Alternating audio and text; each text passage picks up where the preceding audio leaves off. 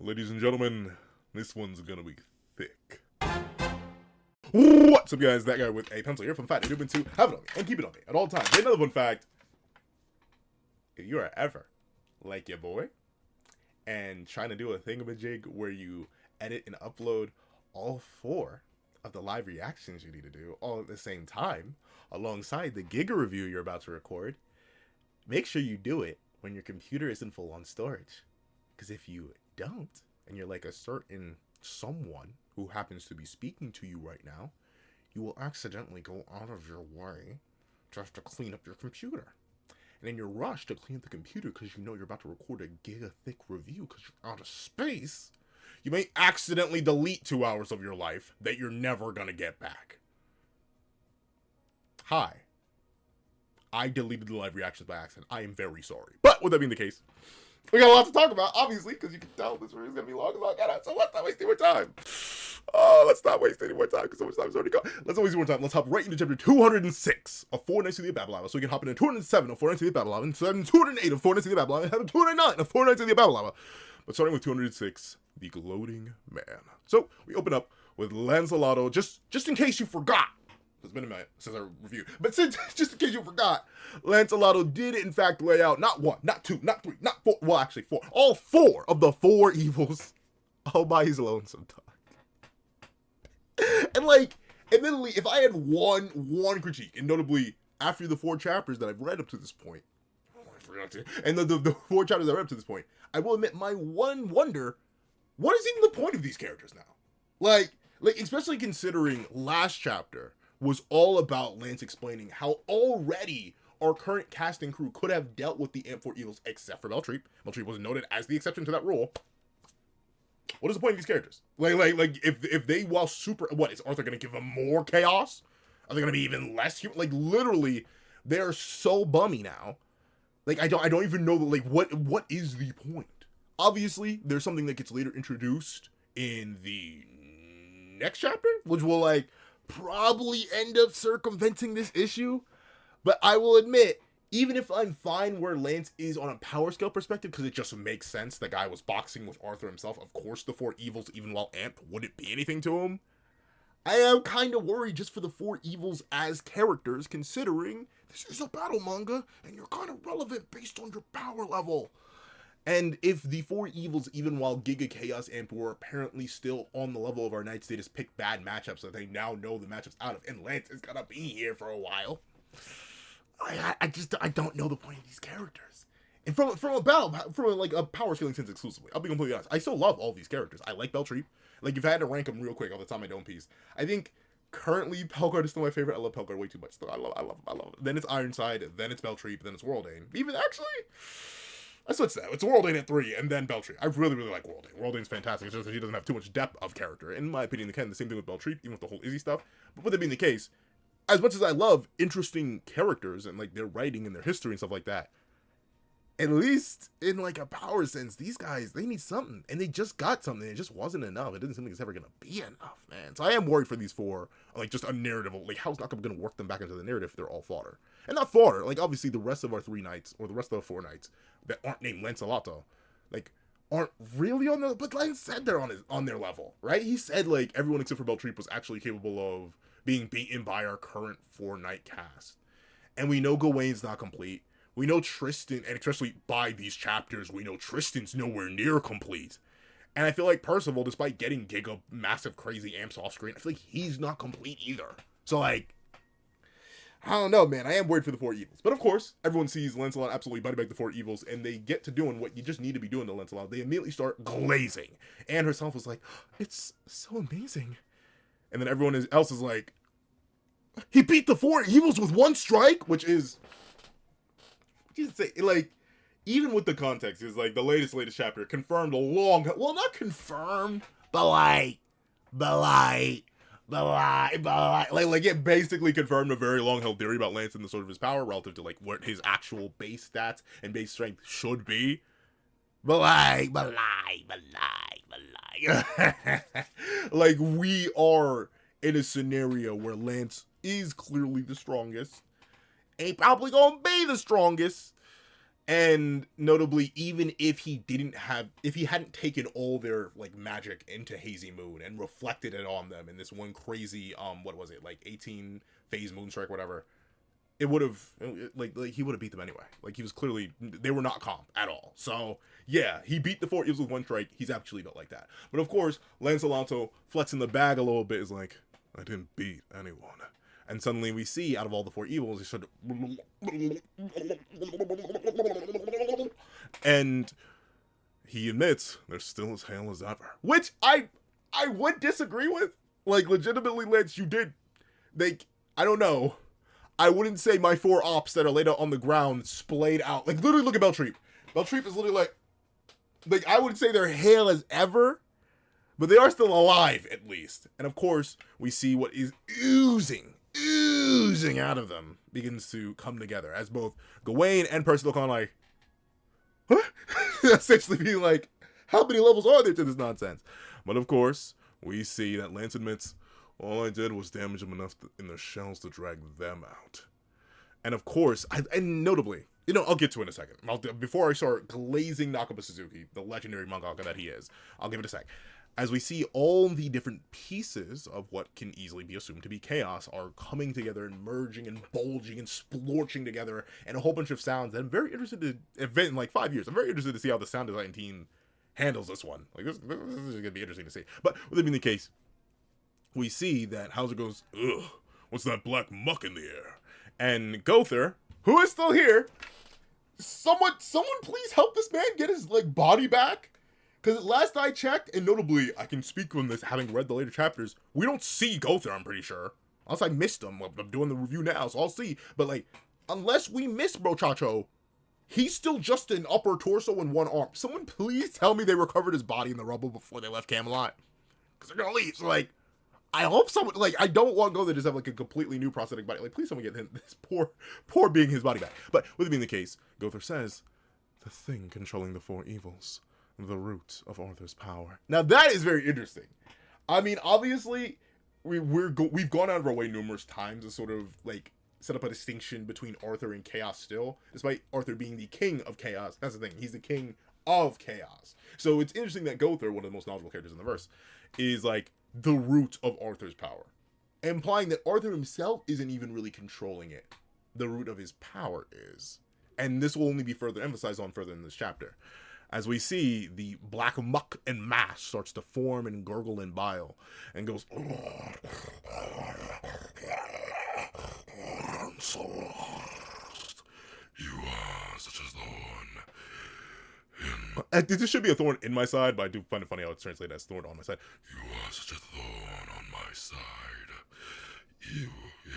You make me sick. Be gone. You are far too strong. Die. Just die! Sorry, I'm trying to do like a mix thing. I was gonna go in, like, notably... I didn't even get to... Sorry, I'm so a little bit hung up on Leon live reactions. I'm very mad about that. But, one thing I was planning to do, if you remember all the way back to the original reviews when Arthur first showed up, I multi-layered my voice, so essentially I just did, like, regular Arthur voice, then I up-pitched it, then I down-pitched it. People didn't really like that, so I'm not doing it, so I want to at least try and give something special to the voice. But, of course, look, it's Arthur himself, except not really look who's here. Look, like, everyone else has pointed this out, and I'm here to point it out too. Look who's here. Like, well, actually, hold on, I need a click. Look who's here. Look at that. Who's that? Who that? And, like, there's even more clear image of him in its, like, truer form later. But look, oh, look who it is. Oh, look who it is. Is it the root of all of Chaos's negative and destructive impulses? That's a core part that's clearly distinct, while all the rest of these are, like, just random things. Though, admittedly, I think we've seen chunks of, like, all of this manifestation before. Like, the multiple eyes thing, remember from when Ironside was being healed. This thing, I also remember from Ironside being healed, except it was thicker and more detailed. And also, it showed up back when Arthur first invaded Camelot. Or not Camelot, invaded Leonis. This eye reminds me of the eye that was on Melascula's construct. But, like, all the design details are used before. But once again, Nakaba just showing that when they want to get into their bag, when it comes to, like, making freaky, unnatural-looking, wrong, let's just say, wrong designs, just fantastic at it. And notably, this is fantastic visual storytelling as well, because this is Arthur, even though it isn't Arthur, right? It's chaos taking the shape of Arthur, as it is cursing and beguiling, or not necessarily beguiling. I mean, the chapter's called The Gloating Man, but I'll be completely honest, dog. Arthur can't be the main villain. I mean, like, he can be, but he can't be. And it's because of this. You are such a thorn on my side. You make me sick. Be gone. You are far too strong. Now, once again, obviously, this is clarified to not actually be Arthur himself, but we're going to get some claims from Arthur later, which confirms that even this isn't literally Arthur himself, it's what he believes. So the fact that he takes one look at Lance, and I need to remind you, right? Like, the reason I'm mostly okay at Lance's current state of power, but I also need to put emphasis on the fact that we're nowhere near done. Lance does not have a sacred treasure that fits him yet. Whether that is a spirit spear, a spirit sword, something of the sort, he doesn't have that yet. Notably, we're going to see White Deer break in this chapter. Despite him still wielding like the scabbard and like the hilt of the blade later, White Deer breaks in this chapter, despite being a sacred treasure tier weapon, which implies that Lance needs something even beyond a sacred treasure tier weapon, or at least a sacred treasure tier weapon that can reform itself, right? So like, for our main antagonist, or for the root of our main antagonist's power, right? The source of their practical omnipotence in most senses, to be looking at one of our titular characters and being like, you are far too strong. 200 chapters deep into a narrative, that's a little concerning. And the reason I say that is, if you think back to 200 chapters deep into the original manga in Natsu no Taizai, the Demon King, who was practically set up as our final antagonist at that point. We didn't know about Kath and the Kath stuff, at least not explicitly just yet. I forget if Kath was introduced by chapter, like, I feel like he probably was introduced by the 209 point, or like the 206 point where we're at now, and this, like, specifically for this chapter. But essentially, the Demon King was kind of set up as our final antagonist for the series, and then obviously have the Kath and Kath stuff. They were just implied to be that powerful, right? Like, Meliodas, even post-resurrection, is like, I can't be dad. Like, it's just not something I can do. We didn't know that Mel had true magic in his back pocket the entire time and could have watched his dad 3,000 years ago. We didn't know that at the time. But, with it being the case, Meliodas, the strongest of the Sins who had just taken Escanor for a walk, was like, the Demon King's like that. Escanor's pinnacle of power, he didn't have ready access to, right? Even if at that time we thought, oh, even then, I don't think, what was that? That was like 231, 232. So by 200 points of chapter, we hadn't actually seen the one had just been hyped up. We didn't have a comparison of its power to the Demon King, right? Like, essentially, the quote-unquote main final antagonist, like the Demon King was implied to be in this point of time during Seven Deadly Sins, he's Arthur's equivalent in that case. And he was never like, he called Meliodas the most wicked and powerful demon, but that was still separate from him. He was still like implied to be a level above. But we have Arthur out here hopping on tip too.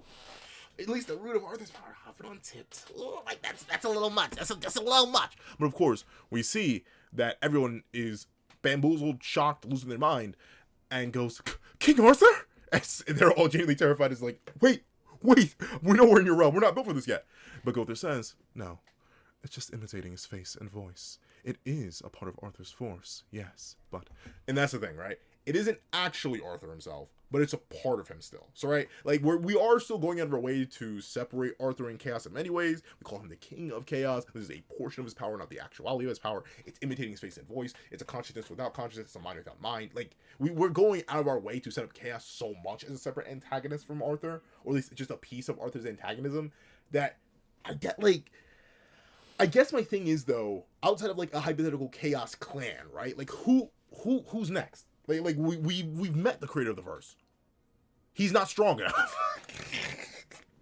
like we sure, we've got him. He's here. Hallelujah. Let me click my heels together. He doesn't have enough gains. He needs more gains. Like, it's crazy that I'm saying that about our supposed final villain, and I still don't even feel like we're halfway through the narrative. Our main cast, despite being extremely powerful because of Lance alone, like I said, Tristan's not complete, Way's not complete, Parcel's not complete. Like, what are we doing after Arthur, man? Like, it feels like we have to do something after him, because right now he just doesn't seem to be calm. And unfortunately, the next 3 chapters are only going to reinforce that idea more and more and more. Which is like, it's like really, really, like he's much more a... Here, I know the perfect example. I know there are going to be some Sonic fans that are going to be very mad at me when I say this. But Solaris from Sonic 06, whatever its pronouns are, but like, it's commonly considered like the most powerful thing in the Sonic universe on a first glance. But if you like actually like look into the external materials, if you even just watch the boss fight itself and note how it falls, the only reason Solaris is able to survive and do as much as it does isn't because it's actually more powerful than any of the 3 hedgehogs at the time. In fact, Sonic, Shadow, and Silver in their super forms are all implied to be able to just absolutely mollywop their version of it and mollywop every version of it. It's just that it's a transcendental being. It's a higher dimensional existence. It exists in too many points in time. That's why they need to start attacking its mind, its consciousness, because they're beating the taste out of its physical form. Its physical form just isn't enough. But in a very similar case to that, and that's spoilers for another season picking up, but I'm not going to go into because that's massive spoilers. I want y'all to read Magi. There's something similar to that in Magi. I'll warn you like that. But essentially, Solaris isn't actually that powerful, especially in comparison to a lot of like later antagonists. Solaris is technically weaker than Infinite, technically weaker than the End, technically weaker than even like arguably the Titans because of how much stronger Sonic gets between each game and how much stronger Super Form actually correlates with that. So like there are levels upon levels upon levels to it. But Solaris is still considered dangerous, both in his game and even beyond it, because of his survivability and like his ability to transcend and stuff like that. It's not that he's actually overly dangerous, and that's what Arthur feels like right now. He doesn't feel like a threat in terms of his power. He feels like a threat in the sense that, you know, he created multiple separate arguable time spaces, and like he has this massive realm, and he's taking chunks out of the main world. But he himself isn't a threat. If they were to run up on Arthur right now, they'd wash him. At least the way it's talking, and the way this chapter ends, it's like Arthur's buns. He himself is not a threat yet, and I don't know. I'm hoping he gets it. It's crazy to say this. I'm hoping our main villain gets a buff, and I'm hoping he stays our main villain, right? As fine as I'd be with Chaos or Kath actually being the secret crazy antagonist the entire time, and Arthur himself is actually still the good sweet boy we know. Like we occasionally see him still be a good sweet boy. I like Arthur as an antagonist. I just want more justification and for him to have more power to actually be an antagonist. Right? Like, notably, this is a rare case where I wouldn't say the problem is the overpowered character on our good guy's side. I think it's the fact that our antagonist is underpowered. Which is crazy to say, but, like, it'd be like that when it'd be like that. Which is why part of me just wants to let Nakaba cook. Clearly, they're cooking something, especially with the current arc we're going down. Like, chapter 209 in particular has me really interested in, like, what that's going to mean for Arthur. And obviously, the end of this chapter sets up for chapter 209 as well. So, like, there are definitely layers to it. Nakaba's definitely in the kitchen, wrist a whipping. But, like, right now, it's looking real tragic. I'm hoping like, maybe in 100 chapters from now, I'm looking back and I'm like, I remember the days when Lance was too strong for the narrative. But now or Arthur was too weak for the narrative role. And I'm going to be looking back like, it was all building to this. I'm hoping. But we see that Arthur, or at least the manifestation of chaos that has resided within the 4 evils, goes, "This is it your arrogance or your softness? They are familiar vessels to me now, quite convenient, so I must thank you for that. But why didn't you kill any of them?" So, this is the justification for the start of part 2. Notably, I was wondering, once all the 4 evils got their amps, how on earth were they going to appear in their human states again by the time of the flashback that opens part 1, which implies that Lance actually goes out of his way to slaughter Bond, which we're obviously still nowhere near, I don't think, narratively. In fact, Lance, he may actually be in the same outfit, considering his current modern outfit, but I don't think, like, we don't have context for why he's doing that just yet. And only we're gonna get context for a while. But this explains how they can all be back in their original form. It doesn't seem like, at least from this and what the later next chapter and further chapters will imply, it doesn't seem like the 4 evils were repossessed by this chunk of chaos. As we see, Lance says, "Because I want to crush you. What do you think?" And he immediately blasts this chunk of chaos with a shining road. And notably, I'm guessing this is probably the most powerful shining road we've seen in the entire series. Notably, because it's actually being channeled through a sacred treasure tier weapon, which we know gives, the Booza weapon, right? Like, whether or not White Deer was ever actually sacred treasure tier, really debatable. But technically, it wouldn't be the first sacred treasure to break because of its user's power. Like, Rita broke. But the Lost Fate never. That's the thing. I don't know. Sacred treasures are weird, or like Dabuza's weapons are weird. But essentially, this is presumably the highest level weapon that Lance ever used Shining Road through, and obviously he's probably even stronger than he was 2 years ago. And he's, as he mentions, he wants to destroy Arthur directly, right? That's why he spared everyone. Because I'm guessing if he had actually atomized the 4 evils, maybe the chaos would have just escaped unharmed. So he just incapacitated them, drew this piece of chaos out, and then Shining Roaded them with absolute despair, disheartening agony. Like, look at the face. Look at the face Chaos is making. But we see he's still releasing power, but it's just not enough. As even the chaos itself acknowledges, this boundless magic force. Yes, I see it. Snap. As much force as you have at your fingertips, but only using that much won't defeat me. Once again, it's not like Chaos is actually caught to Lance's current level of power, but he can't use as much of it, right? We see White Deer begin to snap and crackle, and then shatter. The tip of the blade breaks off, which does once again show that Lance, throughout his entire 2-year time skip where he became known as the God of War and was like slaughtering a bunch of Camelot knights, never actually had to use Shining Road anywhere near its full capacity, and notably Lance still can't use Shining Road to its full capacity, which does just hardline confirm every single Shining Road we've seen from Lance is still suppressed. The day we get a full power Shining Road is the day that the JJK verse gets wiped off the map, like from like another character. Like there's so many Sense characters that violate JJK and like many other verses, but still, Lance destroys White Deer, and notably the Chaos Chunk itself is fine, damaged but fine, and it laughs in Lance's face. And you'll notice that I did a specific voice change from gargled to more Arthur-esque to a bit more monstrous as we see this face. Too bad for you. And it scrolls off and flies away. So obviously this is just Kath.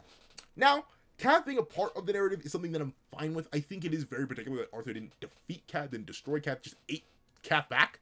Like, Kath wanted to eat him, Arthur ate Kath.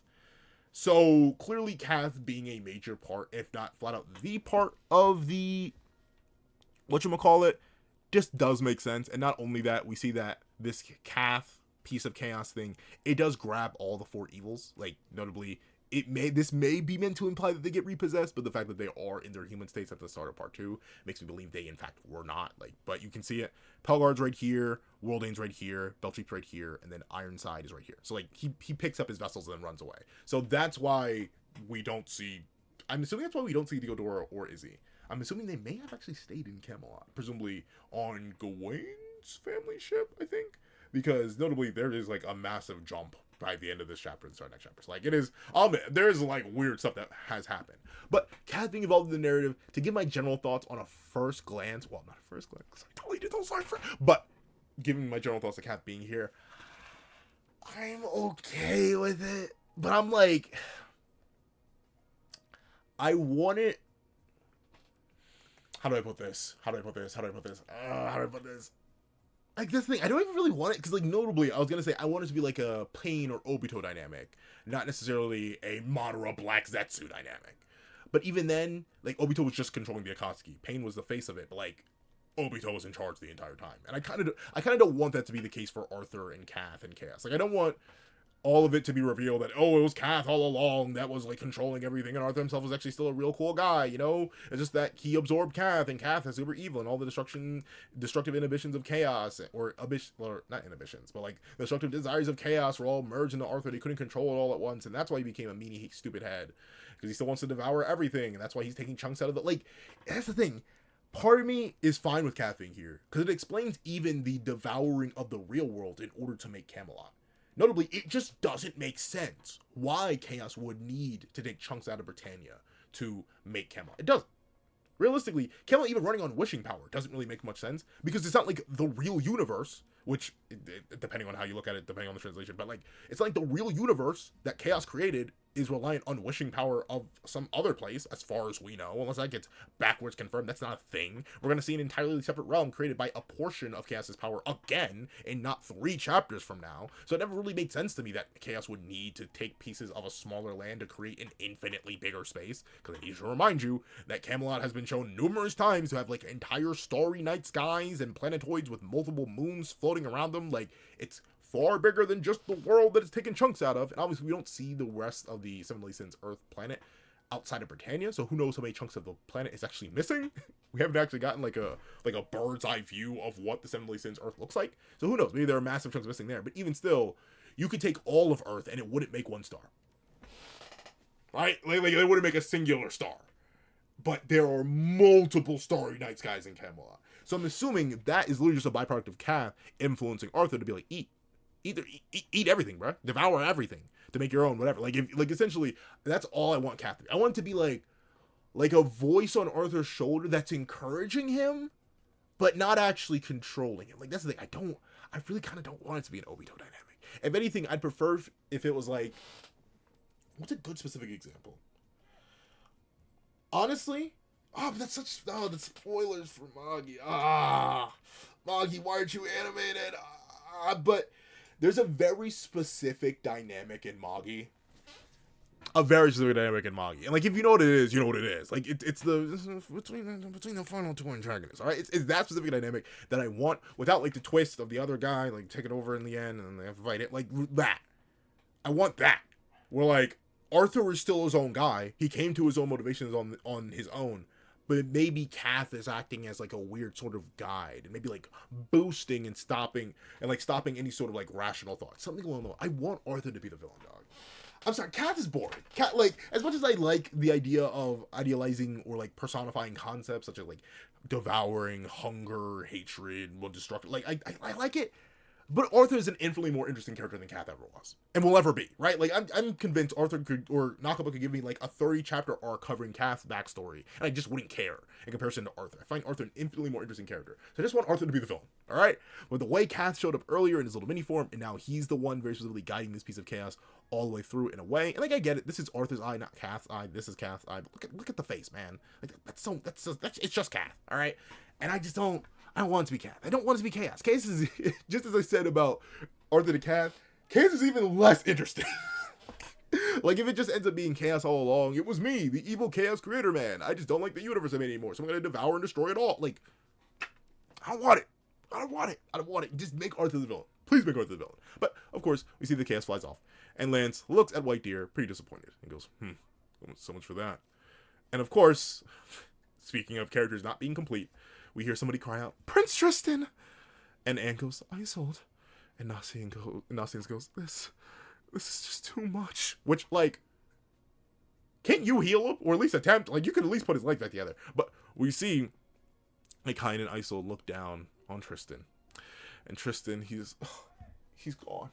You know? It's over, man. It's over. Prince Tristan, why did you have to go on ahead of me? We had a promise, didn't we? I did see the volume extra where Tristan started macking on Isolde, and hey, as a person who likes tall women, tall, strong women, me and Tristan, we just the same. Yo, me, Tristan, and Mel, dog. I'm actually short. Like, well, actually, Tristan himself is actually that short. He's like above average height, I believe. I think he's like 5'9", 5'9", 5'10". But like, especially like, I think that was even pretty time. He was actually pretty tall. But I'm not actually that short. I'm not as short as Mel. No worry, I'm not 5 foot flat. But Tristan, get in where you can fit in with Isolde. I respect it. You know what I'm talking about? I want me a tall, muscular woman too, Tristan. You just like me for real. But that aside, Tristan seemingly has left the mortal coil, right? And I'm assuming that notably, the promise has to happen after. At least the manga actually I'm thinking of where Tristan kisses Isolde again. Because he's like, no, we're never separating. We're together forever now. Like, that has to take place back in the main world. I think I need to reread that volume extra. But essentially, they've made a promise, and obviously there was a promise before that. But we see that Kion looks absolutely devastated. Like, you see, like, blood pouring out that man's eyes. But Isolde says, we had a promise, didn't we? You'd come back for me. What am I even supposed to do now? I wanted to serve you for so much longer. And I will give Nakaba credit. He does the most. Like, he does a fantastic drawing of Tristan here. He lets Isolde get all down, sad and devious. Nasian's crying and is trying to support Isolde. But I do like that he doesn't even play for too long, because Lance comes in and it's like, hey, excuse me. And Isolde looks on confused, and Lance goes, yo, and smacks the taste of that boy's mouth. Which is very much deserved. Get your behind up. And Tristan goes, oh! And, of course, Isolde and Kion and Hauser and Pelio and everyone's like, huh? And notably, Tristan's like, hey, that hurt, you know? How can you be so mean to the dead, huh? Oh, wait. Why am I alive? And Lance explains, because half your blood is from the demon clan. Real high quality, too. As they say, you could decapitate a high-level demon and they'd still go back to normal. And Tristan goes, I didn't know that. Which is... Now, notably, I've always made jokes that we never got to actually see the proper Seven Deadly Sins anime. It was Lance and Tristan because they were both info dumped by Gother. Did he not? Was that not in the info dump? Like, Tristan, like, and notably, how do you not know you're alive? Like, obviously he somewhat did, but like, how does, like, I don't even know. I know he's like half. Well, technically he's a quarter human and a quarter goddess because his mom's soul is like pure goddess, but she's a human. But like, Tristan's biology's weird. I'm not gonna sit here and lie that isn't. But with it being the case, looking at it, like, how does he not know that? Like, I feel like something like that would be instinctual. I'm guessing, though, this does go into the idea that demon culture likely teaches you that. Like, remember, the main example where everyone knew Tristan was going to be fine just by being bisected was because of Galland, right? Like, we saw Galland, who's an infinitely weaker demon than Tristan at this point. You literally get cut in half by Escanor. Like, even worse than he was cut in half. At least, I believe Tristan has both. Yeah, Tristan still has both of his arms attached. Or, well, he has one arm attached, one arm did get cut off. But, like, we saw Galland get in the exact same situation. He just rose right back up. But that was, like, instinctual. But at the same time, Galland is a very experienced, high-level demon who, like, fought in countless battles. So, like, maybe he knows that, but Tristan didn't. But, like, would you not feel that urge to, like, reconnect? And it's very weird that he just wasn't able to tell that. And also, he did get the entirety of Seven Deadly Sins downloaded. Like, that was given, like, I guess maybe he just forgot or wasn't thinking about it, because he was, like, sliced in half, so I guess that's how it works. But, like, dude, you actually should know that. Just based, like, the reason Lance would know that is because of the information you got from Gother, which, Tristan, you got on your 10th birthday. That was 8 years ago. And I get it. That's a lot to remember from 8 years ago, but I'm pretty sure something that would ensure your own survival would be on the top of my mind. Now, this is a funny moment. Man, does make Tristan look incompetent, but at the same time, it does hardline confirm that, yeah, Tristan still has a long way to go, and even practically getting close to understanding his powers. So, like, Tristan still has a long way to go, Gawain Deli still has a long way to go. But, with it being the case, we see everyone start to work together to clear the rubble up, get people together, get people out, and essentially fix everything. But we see that Nassim says, Donnie managed to save about half the audience. The other half, though, on the tower when it fell. I feel like this chapter's missing words. The other half, though, on the tower when it fell. But Percy looks very sad, and he admits, it's our fault. Wouldn't have lost so many if we never came here. But also, you wouldn't have gotten Tristan. So, like, trade-offs, decisions, and, like, who knows? Y'all, like, eventually would happen anyway. But Lance says, hey. But notably, I don't wonder why he keeps, I mean, I guess it's just cool. It does add to the fit. Like, why does he keep the broken sword with the scabbard? I don't know. But he says, it was the four evils who did it. The chaos. Nothing you're at fault for. And Percival said, I figured at least killing one. Which is like, I do love how Percival, even if he is, like, trying to get back to more his, like, pure part one self at the request of his grandfather and obviously the request of his friends, like, Lancelot's words clearly did stick with him. And whatever happened to him over that 2-year time skip did definitely stick with him. Because he does say, I figured killing at least one would make it worth it.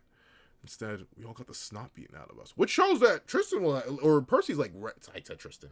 Lord, I haven't done that so long. Oh, old man health is kicking in. But essentially, Percy is on that. He's got a certain song playing in his head. He's got something on his mind, and it's nothing pleasant. And I think that's a mix of Lance and whatever happened over the 2-year time skip that changed his perspective on life so much.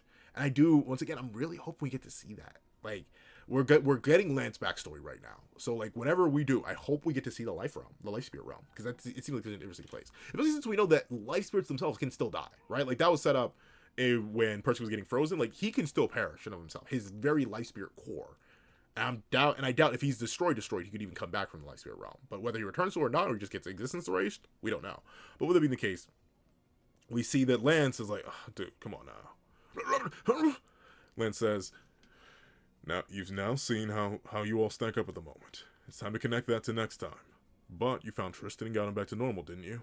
Celebrate a little. And also, Lance is back. Which, like, obviously they weren't looking for Lance. It seems like Lance was fine. Like, he wasn't in any danger. Like clearly not even Arthur himself could have Lance in it. So Lance wasn't really in danger. But reuniting the four knights is something that technically Percy did. He was the one who went to Gawain, immediately got her back. She guided them to Tristan. They got him back. And now Lance is here. So, like, all the four knights are together, all because of Percy's actions in return. So, like, technically, Percy, you won, but you had to sacrifice some people along the way, which is unfortunate, but I do like that Percy does care about said sacrifice. But with it being the case, I feel like there's something in my beard, but I can't tell what it is. But with it being the case, we see that everyone gets a little bit more hopeful, and Lance says, and so with this, the four knights of the apocalypse are reunited. Ain't that good enough? The fight's only getting started. Let's get ready for it. And we see everyone fist bump, which is very, very, very nice. I'm hoping the thing is, though, with Lance being so strong, who's getting jumped? Other than Arthur himself, but even then that'd be overkill. Like, man, who are they fighting now? And I think there's a reason we go to, like, a more peaceful, passive training / flashback arc. Because right now, it's the villains who need to, like, recoup and amp up, dog. Because it's not looking good. But we see as everyone fist bumps, there is something still left over. As Wayne says, yeah, you may be right. And Tristan says, as long as we live, we can still fight. Which is hilarious because he thought he was dead. And Percy says, that's true. And also, but suddenly, remember World Aim's massive construct? I do, but I forget its name. But essentially, it comes out swinging. And they say, no, that darn monster's still alive! And my glorious, handsome, legendary, juicy, scrumptious, beefy, jacked... I ran out of terms. I ran out of adjectives. But my glorious King Ballin shows up and just one-taps the thing. And Hauser says, that was a beaut, Ballin. And Ballin goes, praise Gareth, not me. He emptied out most of the spirits in that thing. Which is very, very... Like, Gareth, top 10 characters I was not expecting so much from, but really has been backpacking in so many different ways. I'm so excited to see them actually become part of the main crew and start to build more dynamic. Like, I'm so excited for Gareth. Very excited for Ball. I'm excited for the future of the narrative, but who are they fighting? We'll find that out soon, because like there is a prophecy that pops up in the next chapter. We know who they're fighting, but like who are they fighting? But we see, and Percy says, also we got more friends too. And Lance naturally asks, who's that? And Gawain happily says, my new servant. And notably, we are left with the loose ends of the 2 orphan children who just watched their daddies get snatched away again. And they both go, and naturally it is pretty awkward. Notably, we don't know the fate of these 2. They do not get addressed. This is like the last time we see them, because we immediately cut away to over here, and we see, I'm not sure what these are meant to be. I'm guessing these are like a whole bunch of different residents of Camelot, as we focus back into the tower, and we see a certain someone go, and this new knight, who we don't know the name of, says, Sire, what's the matter? And Arthur's a little bit too busy going, and he says, his strength, it's no fluke. Lancelot, could it even surpass the 7 deadly sins? Which like, once again, I don't want to like, how do I put this? Arthur, you're too far, dog. Like, you literally have the creator of the verse, and you're still scared of the sins? Like, I held so much copium for Arthur. Like, if you were to look off camera and look at the massive copium canisters I have stored over there, you would be like, pencil. I think that's an unhealthy amount of copium to consume ever. Not to talk for one character, but let me tell you, I've been huffing, just huffing the thing for Arthur. I was like, well, he didn't wield Excalibur. He's not in his own realm. You know, he still respects the characters, so maybe he's holding back. No, Arthur's just a bum. He's not even sure if Lance surpasses the sins, and he's still sunning him. Lance is still sunning Arthur, and Arthur himself is not even sure if he surpasses the sins. And notably, from interaction we'll see later on, even though we do have context for that interaction based on the second Lance chapter in 208. Like, regardless, Lance is so Himothy, but Arthur still isn't even sure if he surpasses the sins, which implies that, while Gother clearly just isn't, like, he's not power-wise, and neither is Diane, seemingly. Like, essentially Mel and Bond, right? Mel and Bond, like, they're cracked. And you may be like, what about King? What about King? I'm kidding. King is also probably up there too, but probably not even in the same tier as Owen Bond. Maybe a good blitz. So like, legit, this is bad. This is like, Arthur, you need amps, bro. You need amps on amps. But real quick, let me go back to this. I just really want to cover that because I found it so funny when he started hawking and hurling.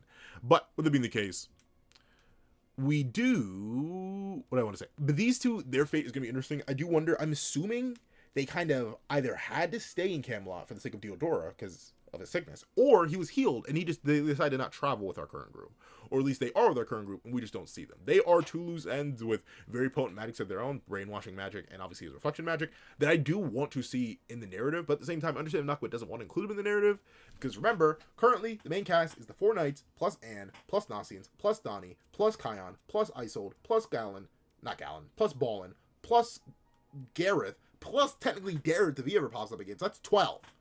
Yes, I'm counting with my toes. But it's just like, that's 12. Then if we add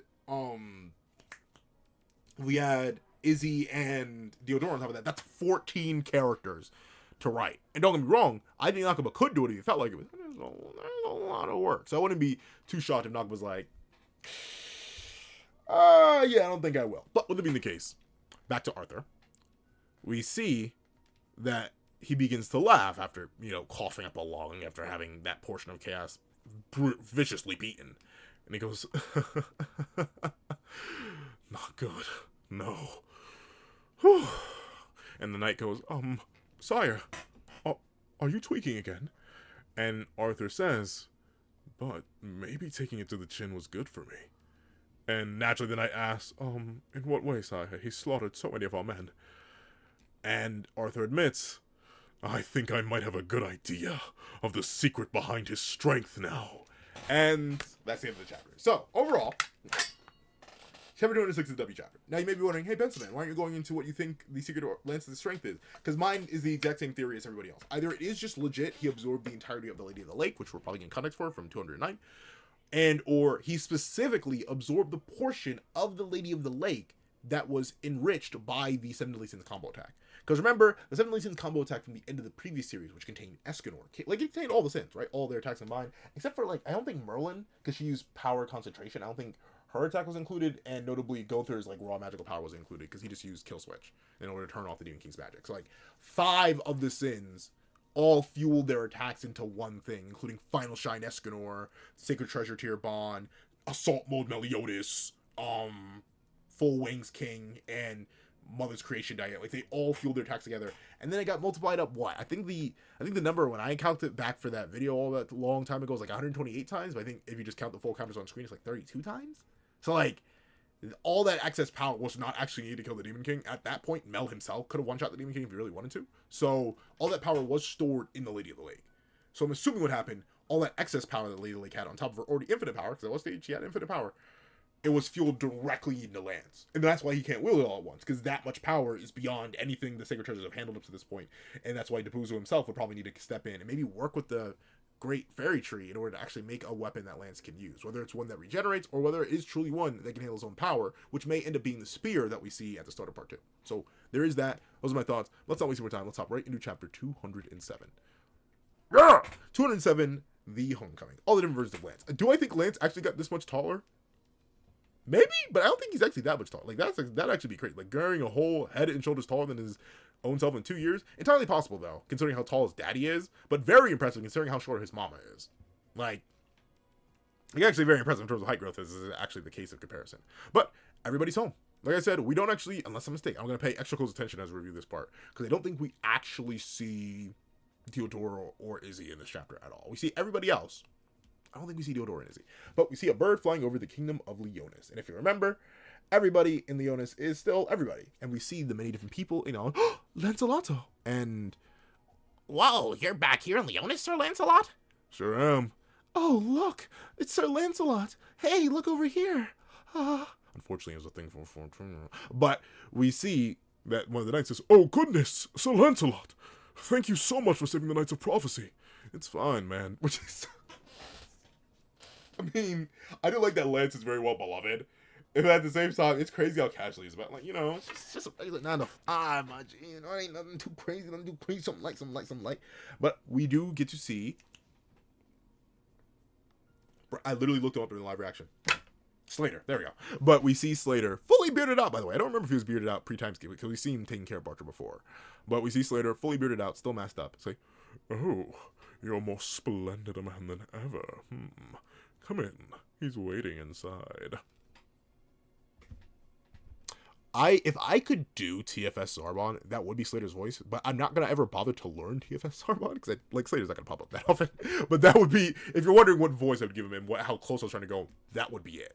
But we see that he says, "I'm sorry, though. He's awake, but he can't speak too well now." Barker is very old. Like, very old. So it's actually impressive that he's still active at all. Like, in fact, especially for this time period, like, how old is Barker? I think he's supposed to be, like, in his 80s at this point? I think. Let me see. Hold on, let me just activate the Googler. Googler, I summon you! Bartra, 7deadlysins. Google, please! Work with me, Bartra Leonis. Oh, no, okay, so he's not in his 80s yet, but he's 78, which, for medieval times, genuinely very, very old. And even, like, still, that's above our current life expectancy.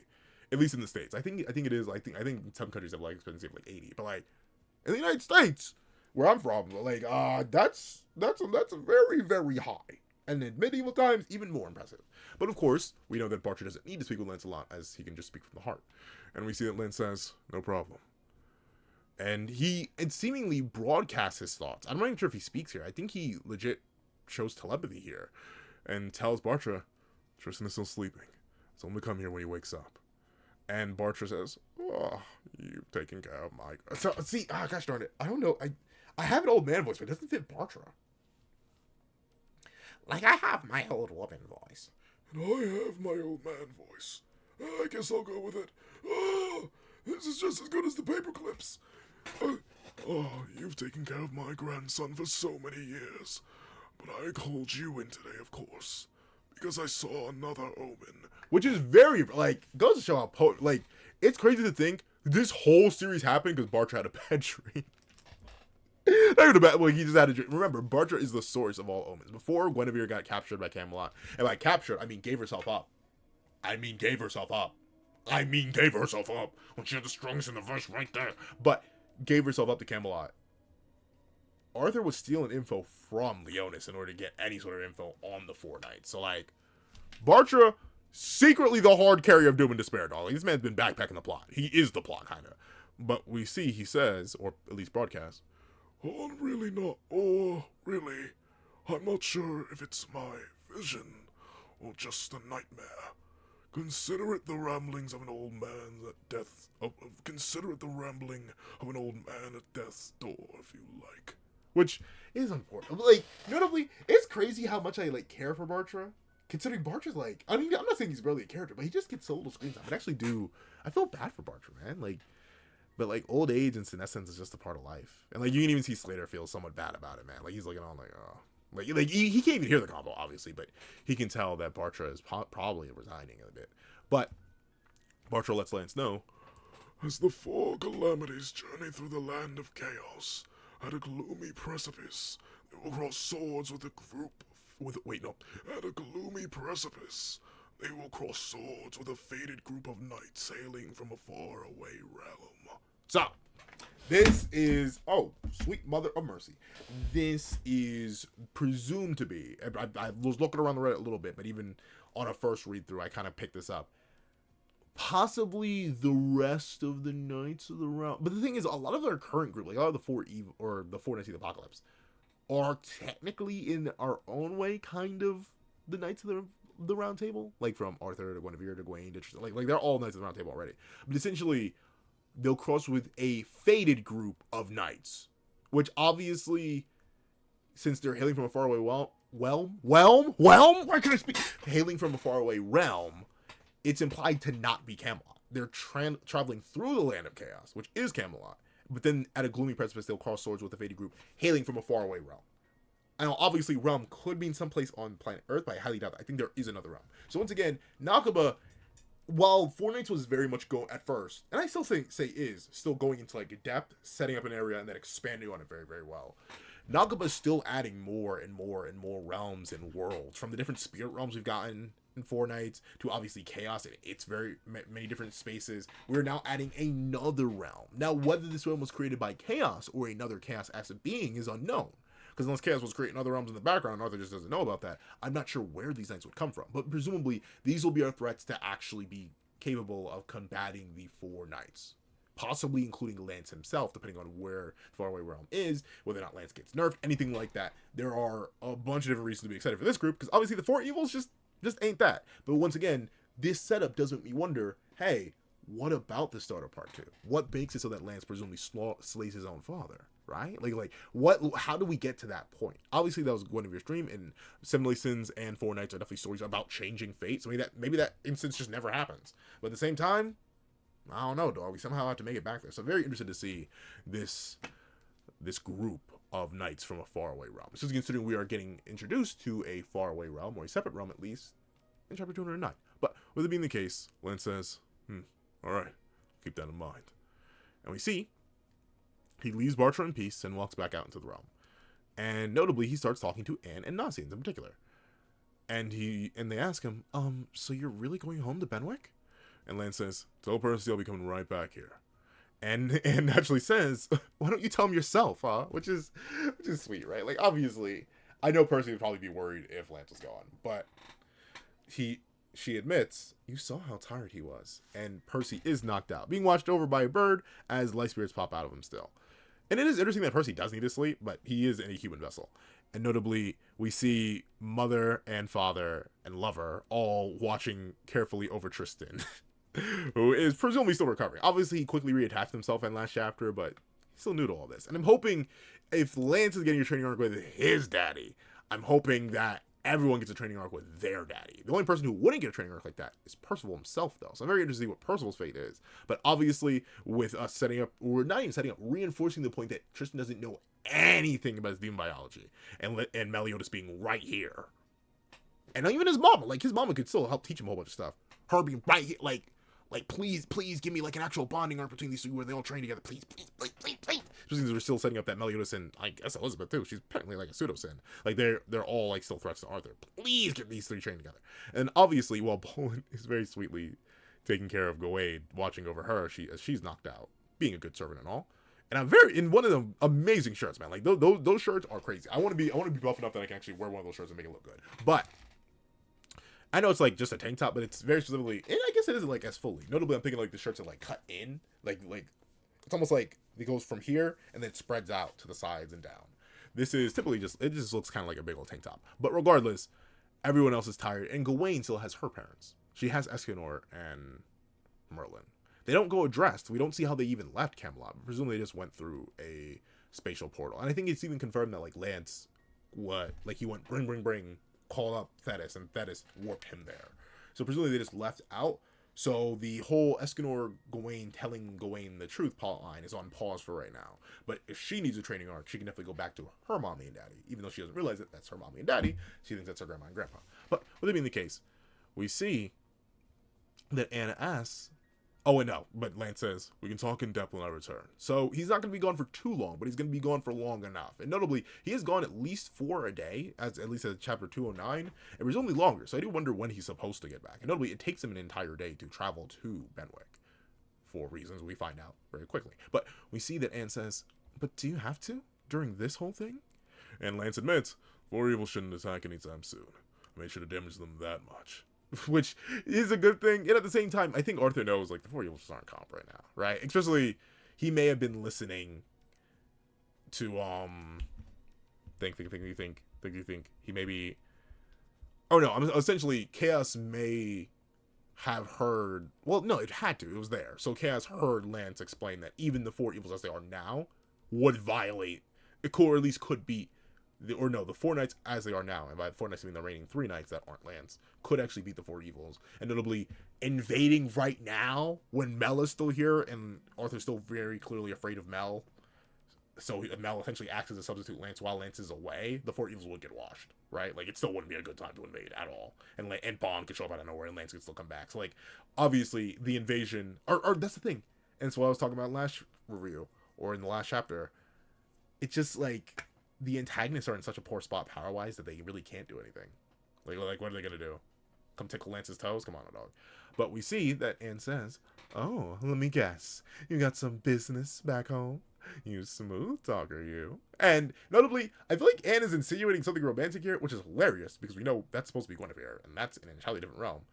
Notably, I guess this could also just be read as you want to go see your parents, right? But I don't know. The way she says, you've got some business back home. I think it does read a little weird, and the blush and the whole like she's being a little haughty about it. And we see Lance go to and he says, no, man. And nothing, or no, we see the lines as if something is about to happen because he lied. And Nassim says, whoa, if you answer Engelhardt's question with a lie. And Anne goes, aha, only for nothing to happen. And this is even extra impressive because we know that Anne's, well, obviously, you're in a 4 chapter, you know what we're here for. Anne's ability has been shown to literally weigh people down and crack the ground. So this isn't just Lance resisting Anne's magical ability, which we know correlates with how like serious the lie is and how longer you reject it. But also, Lance is like fighting against the pressure and maintaining his spot on the ground. He's fine. It's actually crazy. Like, multiple layers. We still don't really fully get the source of Anne's magic, whether it's an external thing or just truly purely her. But still, very impressive for Lance to just casually resist it. Though you can tell by the sweat drop, he is actually feeling it a little bit, which is something I wish if I recorded these chapters at a time, and take a little lot of action, I wish I had noticed it. But with it being the case, we see that Nassim is shocked to see, that wasn't a lie? And Anne says, oh, your life's that ho-hum? Yeah, see, that's the thing. That reads more as, like, unexpected Lance had like a girlfriend or something back in Benwick, rather than you're going to go see your family. So I don't know. It's a weird thing, but I guess like notably, despite these two having a good dynamic in part one, they didn't actually spend too much time as Lance and Anne.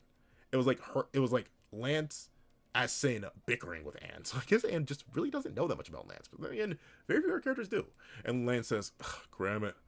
See you later for now." Speaking of Sin, and Nazis are shocked to see Sin themselves. And she goes, "Oh, haven't seen that in a while." And Lance turns into Sin and scurries off. But we see. Anne says, "But what's up with him anyway? Percival and his pals grew a lot in 2 years, and here he comes, whooping the 4 guys they were helpless against." And once again, just super reinforcing Lance as like the power ceiling. Basically, like not literally the power ceiling. He's gonna go to not be the power ceiling in a second. But then again, that not being the power ceiling is gonna be justified in a second anyway. But there are multiple levels to it. But essentially, Nassim says, "I'm not sure anyone can beat him in this world," which. Once again, I do actually want to say, but there's no context for it. There's no reason it would happen unless Lance turns evil, which we'll talk about in a little bit. Maybe make a whole entire separate video about. But setting up this idea of not sure if anyone can beat him, he's so strong, he literally breaks the plot. And obviously the start of part 2 implying like a Lance heel turn, for one reason or another, would be because of Guinevere or something else. I am very intrigued to see that happen, because it feels like we're glazing Lance for a reason, right? It isn't just so he raffle stomps the entire plot. It's likely so he can become an obstacle to the plot. Just like Meliodas in Seven Deadly Sins. If you remember, Meliodas was getting glazed from really even pre-resurrection, but especially post-resurrection. He beat Month's beaten Derriere, he was going absolutely buku bonkers in Camelot, and then he went assault mode and turned evil, right? Nakaba doesn't make a super crazy, cracked, dumb, stupid, overpowered character and then keep them on the good guy side for an extended period of time. Typically, he'll either remove them from the plot for an extended period of time. Think of an Escanor not even appearing throughout all of Season 1, because he would break that plot, power scaling wise. Think of limiting the power, which is also an Escanor thing. It's / Meliodas thing, where Meliodas has power sealed away and just lost it over time, while Escanor has his conditional power, which is the rising of the sun. And then thirdly, he makes him evil, which we saw specifically with Meliodas, where he was very, very powerful, but then he went evil once he was too powerful. So I'm assuming a very similar case is about to happen to Lance. I'm just wondering how it's going to happen. Because I know why something's going to happen, I don't know how it's going to happen. So we'll see. But we see that Lance, as Sin, scurries off into the world. Once again, very, very impressive. He's in a small fox form, but he's still currently being assailed by Anne's magic. So think of every single time, like this little crater right here, this little rock, should shatter, but it doesn't, because Lance is so good at his energy control. He then proceeds to fly in his thick fairy form, which is a nice reference to the Grudge of Edinburgh movie. Very, very nice. He flies over the mountains. He then goes down, grabs a stick, fishes, cooks some fish. Like I said, look at that. The whole night passes. He eats the fish. He goes to sleep. He then wakes up, flies off at the sunrise, and then arrives back home in Benwick. Now, I do wonder if this tree, like obviously this is another sacred tree, but like, is it gonna give Lance a spirit spear? Like, is he gonna be annoyed? The next thing he's gonna get the spirit spear from this? Because I feel like it was weird to set up the Debuzu wanting to meet Lance, or even making weapons for everyone in the first place because of Lance. And then 1, not getting Tristan a weapon, 2, not getting Gawain a weapon, and 3, not getting Lance a weapon, when Lance was the whole motivation for Debuzu to even start weapon crafting again in the first place. So I do hope, if it is at least partially the Benwick Fairy Tree, I hope Debuzu has some part in crafting that spirit spear. We know notably, Debuzu didn't have part in crafting these 3 spirit spears that we see from the other fairy kings. Didn't have any part in Chasuble, didn't have part in the Chasuble piece that Nassim is wielding, didn't have part in Gloxinia's or Dahlia's spirit spears. It's just not the case. So I'm hoping Lance, if he gets some sort of hybrid, like he himself is a hybrid. But of course, we see that Benwick is strangely empty and quiet, and Lance even notes this. He steps out and questions something. Huh. Weird. It's too quiet. None of those endlessly chattering fairies around. In fact, not a single bird or animal either. Camelot's minions at work? If so, what happened to Dad and everyone? And now, admittedly, as a mama's boy, I'm like, you ain't worried about your mama? You just threw her into everyone? You could say dad, mom, and everyone? But Lance loves his daddy, dog. He loves his daddy. But of course, speaking of his daddy, bada bing, bada boom, look who it is. And he immediately sneaks up behind Lance, catching Lance completely off guard, mind you. And then he spins around, only to completely whiff this opponent. And then it's Bond. We don't spawn. So Bond, he essentially shows out against Lance here. And notably, he is inebriated while all this is happening. So Lance, well, admittedly, in base, not really fighting seriously, no magical aura and stuff like that. Same thing with Bond. Bond is very clearly relaxed here, or at least not at full power. But He does work around. Lance does barely manage to react. He's dodging a lot of the grabs. But Lance even admits, I didn't catch sight of him at all. Who is this guy? Which is very interesting. He doesn't even recognize Bond, which is why there's been a hot debate on whether or not Bond is using zero sign here. But based on the context of the next chapter, and obviously even this chapter itself, for Lance to not hear any of Bond's thoughts from his heart. But then again, it was noted that Bond's heart, despite his like rambunctious nature, is actually especially quiet. Like notably, you can't hear much from it. Elaine makes a big point of this in their flashback, that she can't really read Bond's heart. So that may just be like Bond is just a good counter against that variability. But the fact that he's able to seemingly genuinely keep up with Lance speed wise while also presumably holding back is very, very impressive, even if it is a base Lance. And if we're going to get context for why this is less impressive, even though Bond is going to get glazed here. But I do think there is actually a decent chunk of this being zero sign, just because Lance references, hey dad, can you teach me that skill? So if it's not actually zero sign, it's Bond using the principles of zero sign without actually using zero sign, which at that point, why would not just be using zero sign? But we see as the figure whirls around and Lance seemingly gets overwhelmed, suddenly he gets gripped up from behind. He grabs onto the person who's strangling him. Once again, doesn't flex all too much, and the fairies begin to rustle out and say, Can we come out yet, Queen? Please! I'm sorry. But we see Elaine say, welcome home, Lancelot. Mom? Honestly, can't you ever warn us before coming back here? And also, we were all talking about tricking you for a change. I don't know, like, I cannot think of Elaine. I haven't watched the anime in so long, so I don't actually remember Elaine's voice, but let me keep, in fact, hold on. Let me take a little sip before I hit Elaine's voice. I've been yapping for an hour straight.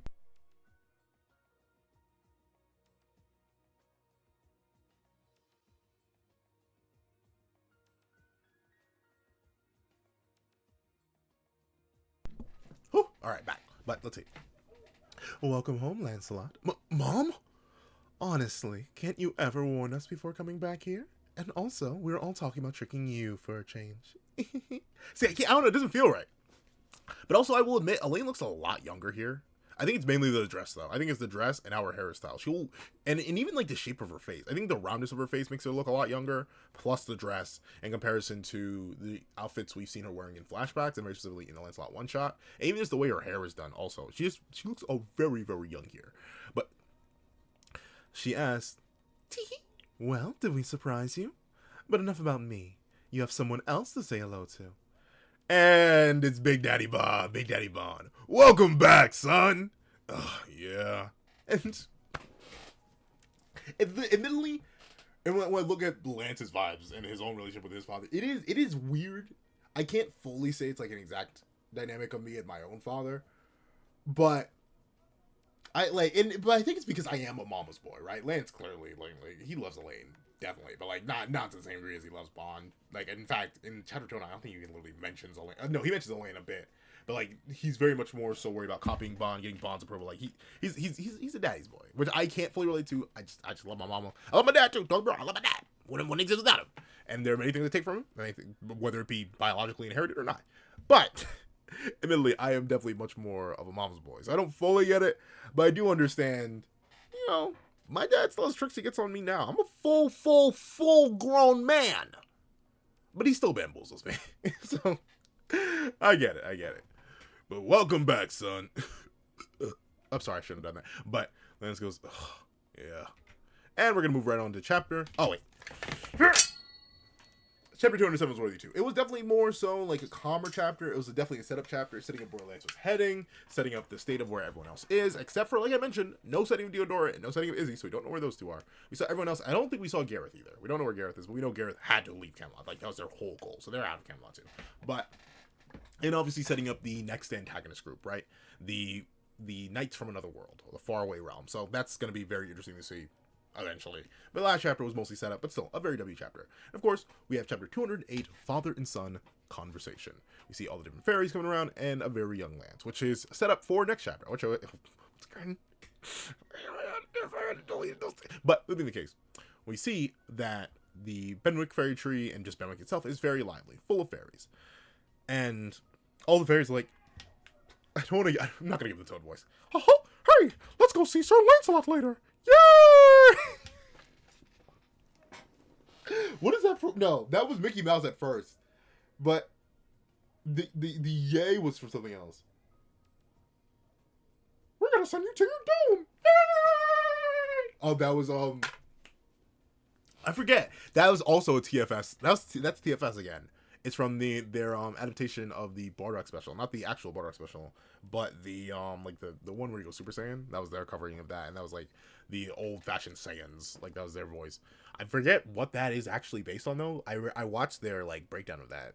They're all named after rappers. I know that. I know that's like one of the jokes, but I don't remember where they got the yay. I think like my brain wants to say the Muppets, but I don't think so. But with it being the case, back to the chapter itself. Queen Elaine was so happy. Boy, King Bond's such a prankster, huh? Which, yeah, actually very accurate. But we see that Bond started whipping it up in the kitchen. And yeah, then again, I haven't had my dad's food in a long time. And notably, funnily enough, I do know how to cook. Like, there's a reason that Guy with the Kitchen was like a canonical offering for the Blue Lock steaks, and technically still is in some way, shape, and form, but conditions for that will probably never be met. I don't really have a plan to make a cooking channel, but I do know how to cook. But I didn't actually learn from either my parents or my grandparents. I just like looked stuff up, and like I think I learned loosely. Like I learned how to use a stove, and like how to like apply multiple things. Like I learned some things from them. But I was never like taught how to cook. So your boy can't cook as good as Bond. So I will admit it looks genuinely delicioso. But now I'm also, notably though, I'm not actually that hungry. But I am thinking of something. I want something to eat, something later, but it's not actually dinner. But with that being the case, we see the Bond goes, right on, eat up.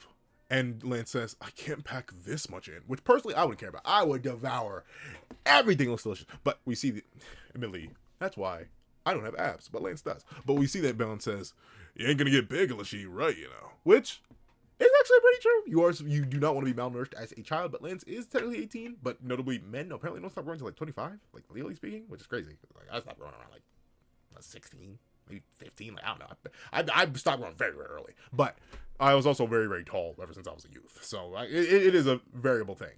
And it actually is a testament to Bond, because remember, he was very malnourished growing up anyway, and he still got super duper big. But we see that Lance admits, I don't want to get any bigger, which is hilarious because he's clearly inherited his daddy's genes. He's going to be tall. And notably, we see Lance say, you whined about me not warning you, but you sure seemed to know I was coming. And Elaine says, oh, well, of course I did. I'm your mom and his wife. I know how you all work. And like I was mentioning last chapter, not as full as the daddy's boy as Lance, but it is true. I guess because she birthed me. And my brother, she knows, she just plays us like fiddles. She understands us better than we understand us. And I know there's like the philosophical idea you'll never fully understand who you are. The subconscious is the thing, and subconscious is always separate from the conscious. But like, there are times where I get played like a fiddle. I'm like, darn, how? Like I did like she'll call me out on something. I'm like, why? How were you able to discern that? I did nothing to give that fact away. So it is very true, you know? Mom's knows best. And like she looks more maturely drawn here, and it's literally just because her face is more angular. And notably, you don't see too much of the dress. Even the way her hair is, yeah, like she just looks really young at Star last chapter. She's gonna look really young again later on this very chapter. I think Nakaba just doesn't, like, he doesn't have a set way to draw Elaine. But we see that Lance says, yeah, great.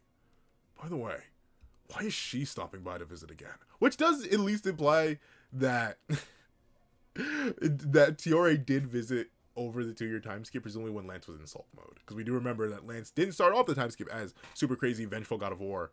He was actually, you know, relatively sad at first. Like, actually pretty sad and, like, holed up in his room. And we see Tiore, a character who I honestly was not expecting to see much of. I highly doubt we're going to see her sibling that often, but it's good to see that she's here. I'm assuming a part of this is, like, cross-promotion for, what just came out? Seven Deadly Sins Origin. Seven Deadly Sins Origin. She's a major character in Seven Deadly Sins Origin, so I'm assuming her reappearing here isn't just, you know, a nice way to tie together the whole family. Because remember, a lot of our cast and crew is related in one way, shape, or another. Like Kion and Tristan are technically related, but not by blood, which is very important for that one weird extra where Kion dreamt of kissing Tristan, I believe. Then, obviously, technically, Nasians, Lance, Tiore, they're all cousins. Well, no, Tiore and Nasians are siblings, sisters, and then Lance is their cousin. So, like, they actually are pretty closely bonded. And obviously, at least in some translations, Lance flat out refers to Meliodas as uncle. So like, even if they aren't like blood uncles, in a way, Tristan and Lance are cousins. So, like there are levels to it. Zeldris and Gelda didn't have kids. I guess because Zeldris. But then again, how do vampires reproduce then? Does she just have to bite people? Like, I'm still sad that they don't have kids. I made a whole video talking about how vampires would suck. I know, but like I want them to have kids. But with it being the case, we see Tiore say, "Well, you keep running off somewhere, so I came all the way here to help out. Besides, you should be glad to have the company of a girl as cute as me." You are related. Stop being weird, Nakama. Stop being weird through these characters. But we see that Lance says, "Okay, so you're here for some fun then." And Tiore says, "Oh, I keep watching stuff sometimes too," which is funny. But then again, you would think that Benwick wouldn't be too much different from the Fairy King's Forest. But notably, there is a distinct lack of giants here, and Tiore definitely is the more fairy-coded out of her siblings. Like, notably, it is Pao, and I only remember Pao because how much I hate him. But, like, Sixtus, I don't remember the sisters' names. I don't remember the sister's name, and I don't remember the long-eared guy's names. But Pao is definitely much more giant-based like the sisters, while Sixtus, Nasians, and long-eared child, they're all much more fairy-based. So, and Tiore's part of that. So I'm assuming she does feel like a bit more at home than Benwick, even though she is still technically half giant. Once again, this is the case. But we see that Elaine begs it to, "Hey, you two get along. You're cousins," which is, it's hilarious to see Elaine drinking. And two, it is true, right? Like, I don't know. I get that. Like, it's not going to be anytime soon. But hopefully, when I have kids, and my brother eventually hopefully has kids, if we're both lucky enough to have that happen, I hope our kids get along, because they'll be cousins, right? Like, I hope. And I also don't hope there's too much of a big gap. Don't get me wrong, I love all my older cousins, and I love all my younger cousins, but, like, I was born in a very weird gap, where, like, a good chunk of my cousins are massively older than me, and by massively I mean like at least 10 years, and a good chunk of my cousins are massively younger than me, and by massively younger I mean at least 10 years. So like, I was just in a weird gap where I was like the only guy for a while, and my brother came along later, but still we were the only guys for a while, and then we got new cousins. So like, it is a case where it's important to bond with your cousins, and I do have fantastic relationships with a lot of them, but then again, I also don't know a lot of them. Very big family. Very, very large family. You could throw like half of them in front of me and I wouldn't recognize them. But and we also just look very different, right? Like, I only, like, me and two other cousins share similar appearances. That's it. Like, in terms of the rest, even sibling-wise, like, I look completely different from my brother. It's crazy how much genetics randomize themselves. But with it being the case, we see that Tiore says, yeah, we are. Oh, and speaking of cousins, Lan, which, I mean, I suppose it's Lancelot, so it's like Lan, which is still hilarious. Sheep. Lan Ranch. But with it being the case, we see that Tiore says, "Did you hear that my older brother who got swapped for a changeling 18 years ago was Nasi? I mean, Nasians? Or maybe she's my older sister now, huh?" Which is technically true. It is technically true. Nasi is a girl now. That is hardline confirmed. So, yeah. Now, so King and Diane, well, we don't know what Pao ended up becoming. We probably won't know for a while, if ever. But now King and Diane have 4 daughters and 3 sons, because it's Myrtle, Sixtus, and the long-eared kid. But then daughters-wise, they have Nasians, Tiore, and the twins, and then possibly Pao, depending on which direction they go. But we see Lance gets a realization like, wait, I'm related to who? And he says, wait, what did you just say? That Nasians were cousins? And she's a girl? Like, I'm like, since he was disconnected for so long, it makes sense that he wasn't there. He doesn't have the lore, but he's like, what happened? It's been 5 minutes. What happened? But we see, he's like, oh, so please stop calling me Lan Tiore. I'm not from a ranch or Lan. And Bond naturally asks, oh, that's rough stuff. How's Myrtle taking it? And Tiore says, oh, just fine. We're all still family, so we get along great. We get along so great that Penel's going to take another sip because he is a little dehydrated right now.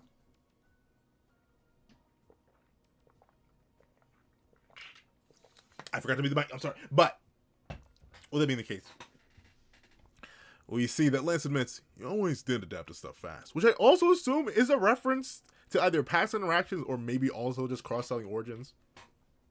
Like, I'm not sure. Obviously, Nakaba's manga, Four Knights, does come out in, like, weekly manga magazines, so I'm assuming there has to be at least some cross-promotion going on. So I'm pretty sure Sevendeadlysins Origins, like, just dropped. Will I be playing it? No. I don't play those types of games. But, with it being the case, and also, not even just I don't play this type of game, I have such a huge backlog. Like, notably, Ghost of Yote comes out tomorrow at time I'm recording. So if you do a little quick math, you know what day I'm recording this on.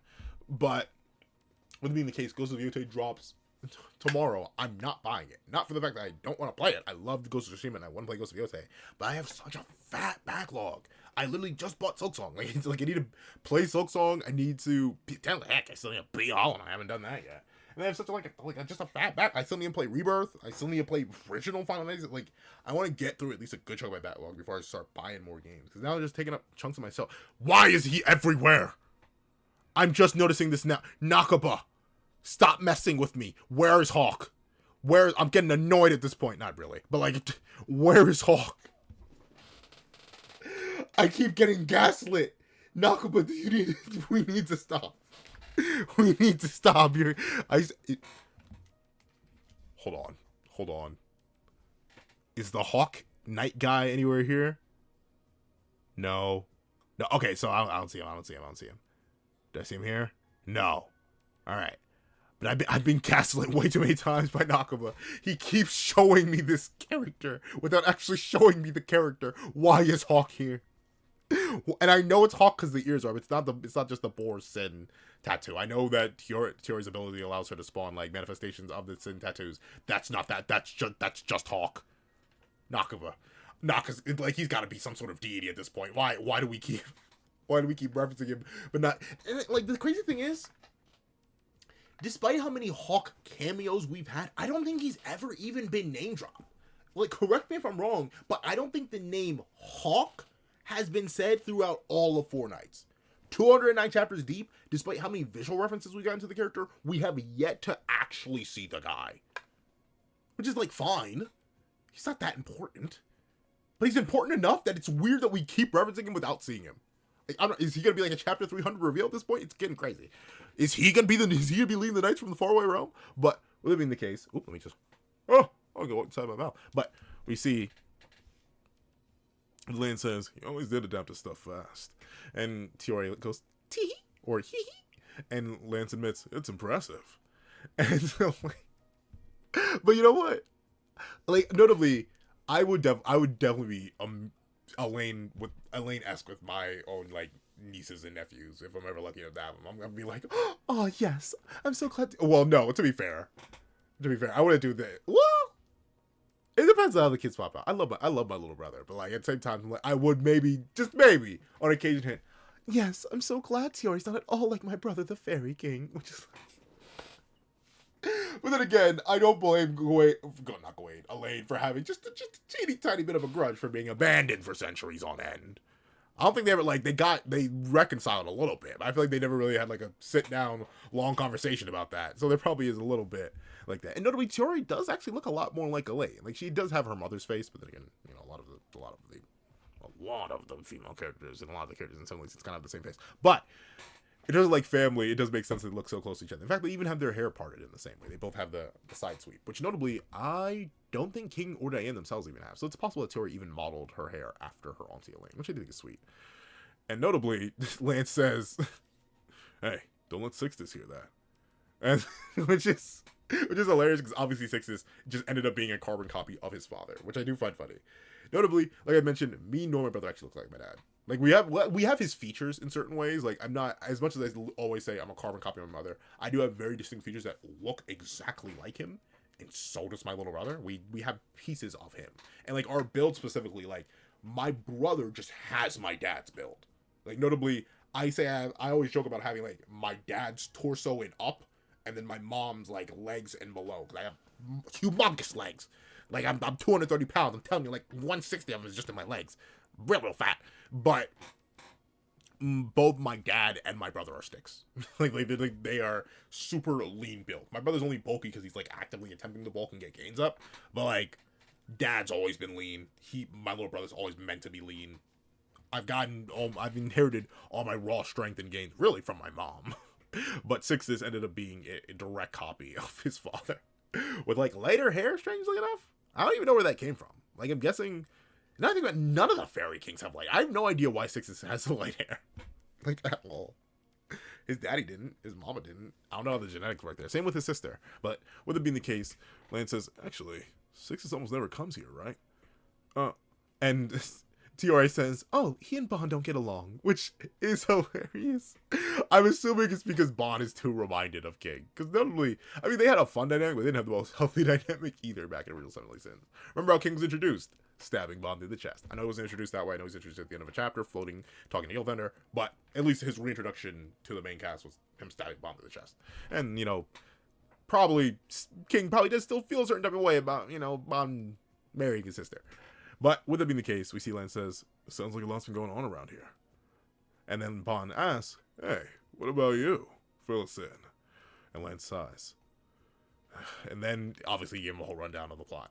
And he says, and so, the four evil set a patrol network across Camelot to watch out for me.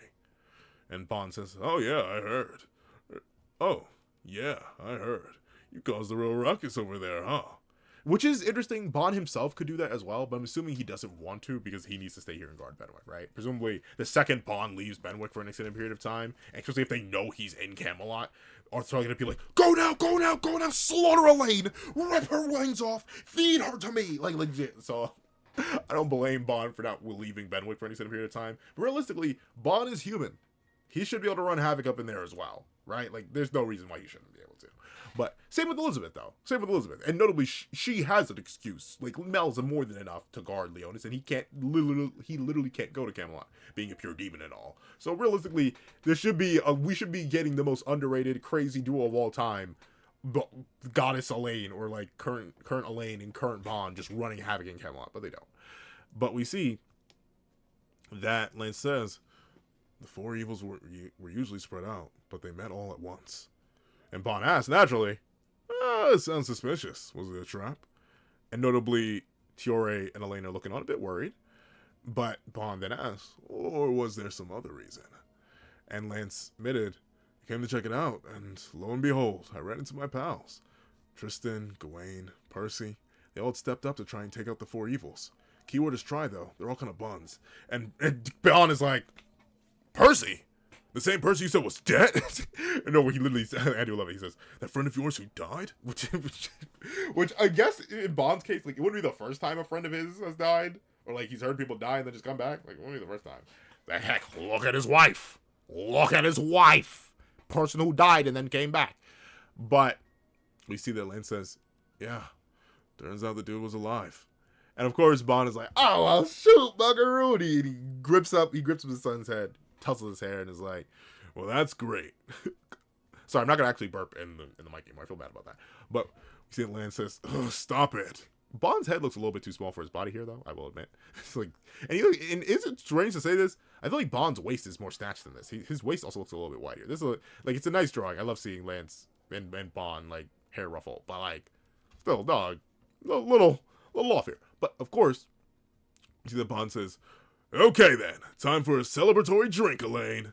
And Elaine goes, yes, dear. Which, maybe then, I think I just don't like being inebriated. Like, notably, I am old, so I do occasionally partake in the beverages.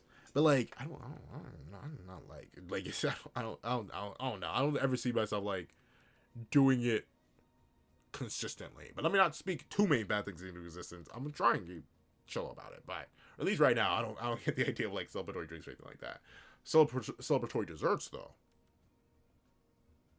I may go eat a donut right after this video. Who knows? But with it being the case, we see that Tiore admits, you sure put it away, Uncle, which is very true. But Bond is also huge. Like, he's very, very large, so I wouldn't be shocked if it doesn't mean much to him. But we see as Tiore snoozes along, and see, this is the thing, she looks so young here. And it's literally just because of how round her face is. Like, look at how angular her face is here. Like, it has the sharp, like, she essentially, she's mewing here. She's mewing here, even though she's smiling. But then you have Elaine here at the end of the chapter. She looks like a baby. And it's weird, because she's given birth. Alright? Like, don't get me wrong, like, I get it. petite women are petite women. I know. But like, she looks so young here. And it's weird because this is the same chapter. Heck, she even looks different. She looks different than how she's drawn here. Look at how her face is angularly drawn here. But now it's too round. It's too round. She's too young. But of course, Lance and Bond are sparring. Just throwing hands, playing patty cake, and just engaging with each other. Which is very, like, I never sparred with my dad, but I imagine it'd be fun. But we see that Bond asks, "Hey, what's wrong, Lance? Your moves are way too dull today, ain't they? Catch a cold or what?" And he manages to, once again, blitz Lance, get behind him, and grab him. But suddenly he goes to lift his son, is like, "Hey, what the heck? Hang on. What's this? Can't move me at all, right? Like you're trying to body slam on Diane." Which is actually a good comparison for how heavy... well, I mean, obviously I doubt Lance actually has tried to body slam on Diane. I do... Oh, man. I know it's because they're, like, literally related, but it tickles my heart hearing him call her on Diane, dog. Hearing him call her on Diane.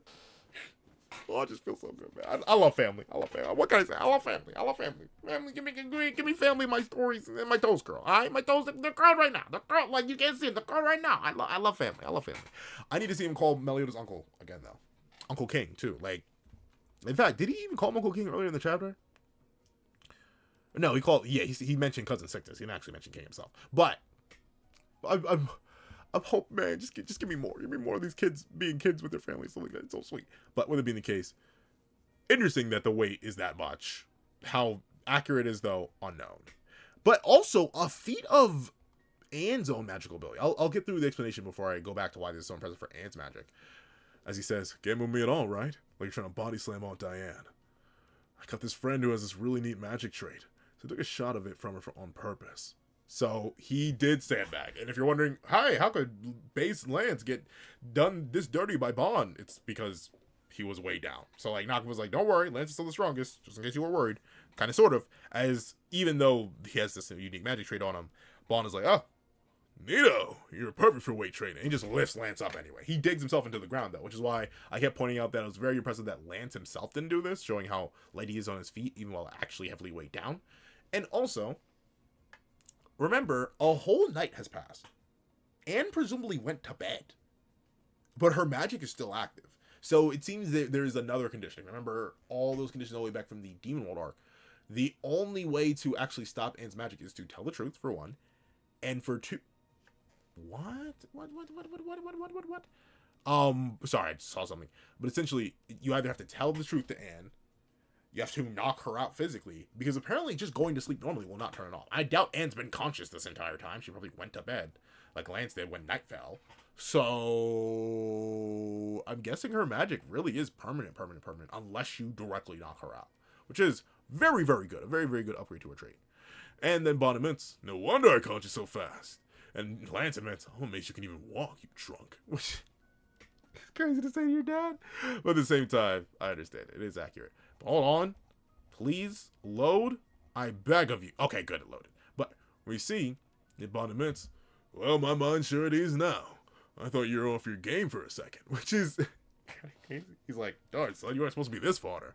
But obviously, this is once again, a very wide waist for Bonnie. I swear he's more snatched than this usually. Maybe it's all the... But with it being the case, reinforcing that Lance is still him, but also reinforcing that Bond is still him. Obviously, I'm not saying Lance is going all out here, trying to blitz his dad or anything like that, but the fact that Bond, while casual, not using any magic, anything like that, not stealing any of Lance's stats, just base, casual, inebriated Bond, is still able to keep up with Lance at all, testament to why Arthur is still very, very fearful of the Seven Deadly Sins, and why they are still considered monsters. And if you remember, Bond at the start of part 2, when he had a show out, was at 1/10 of his traditional strength, and definitely was not going out with that all out with that 1/10, and he was still slamming Ironside. So just once more reinforcing the fact that the Sins are definitely still threats worthy of Arthur's attention and genuine fear, by using Lance, who seems to be the current strongest, at least in terms of raw stats, or at least raw magical might, and Bond still not being worried at all, and still being able to manhandle his kid. But we see that Lance says, "Yeah, but..." Oh wait, no, but Lance says, "Yeah, but, like, if I went too far with all that havoc over there, and it caused you trouble here, then, sorry." And I do love that though, right? Lance, he's mean, he's rude, he's cruel and stuff like that in his own way. He's very much like his dad, though. He still does genuinely care for those he cares about. He loves them deeply, and he doesn't like the idea that he could have possibly made things worse for his daddy. And of course, his dad's like, am I going to see pigs fly now or what? Which is crazy, because I'm pretty sure he did see that. Speaking of Hawk earlier in the chapter, I'm pretty sure he literally saw Hawk fly. I know Hawk is not a regular pig, but like, I think he's literally seen pigs fly. I forget, maybe he wasn't there for that, though. He may have not been there for that.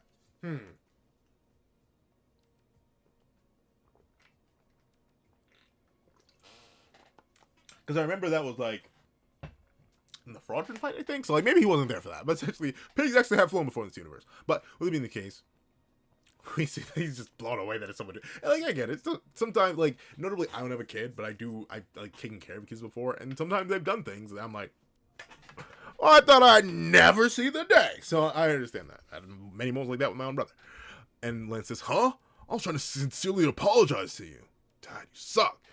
And we see that Bond says, hey, it's your job to be it's the job of your kid to cause you trouble. And the job of a parent to take care of them. And I do agree. I mean, like, not necessarily, I don't want my kids to cause trouble. Like, don't, or at least not bad trouble. If you get in good trouble, we can work that out. Don't do anything bad, though. If I told you not to do something and you go and do it anyway, then I'm going to be like,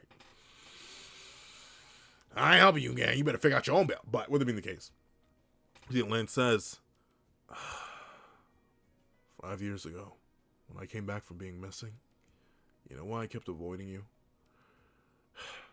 Because you kept apologizing to me inside your mind, even though I totally had that coming too. So, even though Bond, and that it had to be Zero Sign then. Now, notably, I didn't think about this interaction in live reaction, but it had to be Zero Sign then, because Bond, who notoriously, well, then again, maybe he was just feeling extra guilty at that point, so maybe his heart was louder than normal. But in the last chapter, he couldn't hear Bond's heart at all, even while he was inebriated and distracted, which implies a very quiet heart. But then again, even Kid Lance was able to clearly hear Bond consistently apologizing to him. But that could have also just been the amp from Lady of the Lake. But then again, he's clearly still amped by the Lady of the Lake now, and still wasn't able to hear Bond's thoughts, which only makes sense if it was Zero Sign active. Just like, I don't know. But with it being the case, we see that Bond locks in, right? The blush leaves his cheeks and everything. Well, actually, to be fair, the blush wasn't here. But essentially, he locks in, starts mogging. It's like, hey, whether you did or not, it's still my fault. It was my duty to protect you as my child, and I completely failed at it. And Lance chuckles and goes, you go way too overboard with that. But honestly, though, like I said, I don't even have kids, as far as I know. I don't have kids. But with it being the case, I understand that feeling, right? Like, I definitely get Bond here. And once again, this is just coming from a guy who's taking care of kids that are not his own. Like, nowhere near. Some related to some not, like, taking care of kids. But, like, when you're entrusted with another human life, and this is just, like, me being entrusted with, like, human lives that I'm not directly the father of, I understand where, like, no matter what, like, even if something bad happens to the kid, you feel bad. Because, like, it's your job. It feels like, not even it feels like, in many cases, it's legally your job as an adult to take care of a child. And I understand losing your 10-year-old son to a phenomenon you don't understand for years on end. Yeah, you're going to feel really guilty, especially when he comes back. But we see that Lance is like, or no, Bond is like, you'll get it once you have a kid, son. Which is very true. Like it is something that passes down. Paternal instincts wake up. Elaine, stop looking so young. Get a sharper jawline. But we see that Lance stands up and says, hey, listen, Dad, can I ask you a favor? Yeah? Would you mind teaching me that skill of yours? That skill? Yeah, like how you caught me from behind, totally unawares. I'm the most wanted man in Camelot right now. It's made doing anything covert a huge pain in the butt. Which is true. And this is why I also think it's probably, like, it goes to the idea. I've seen people debating back and forth on whether or not it's Zero Sign. It has to be Zero Sign.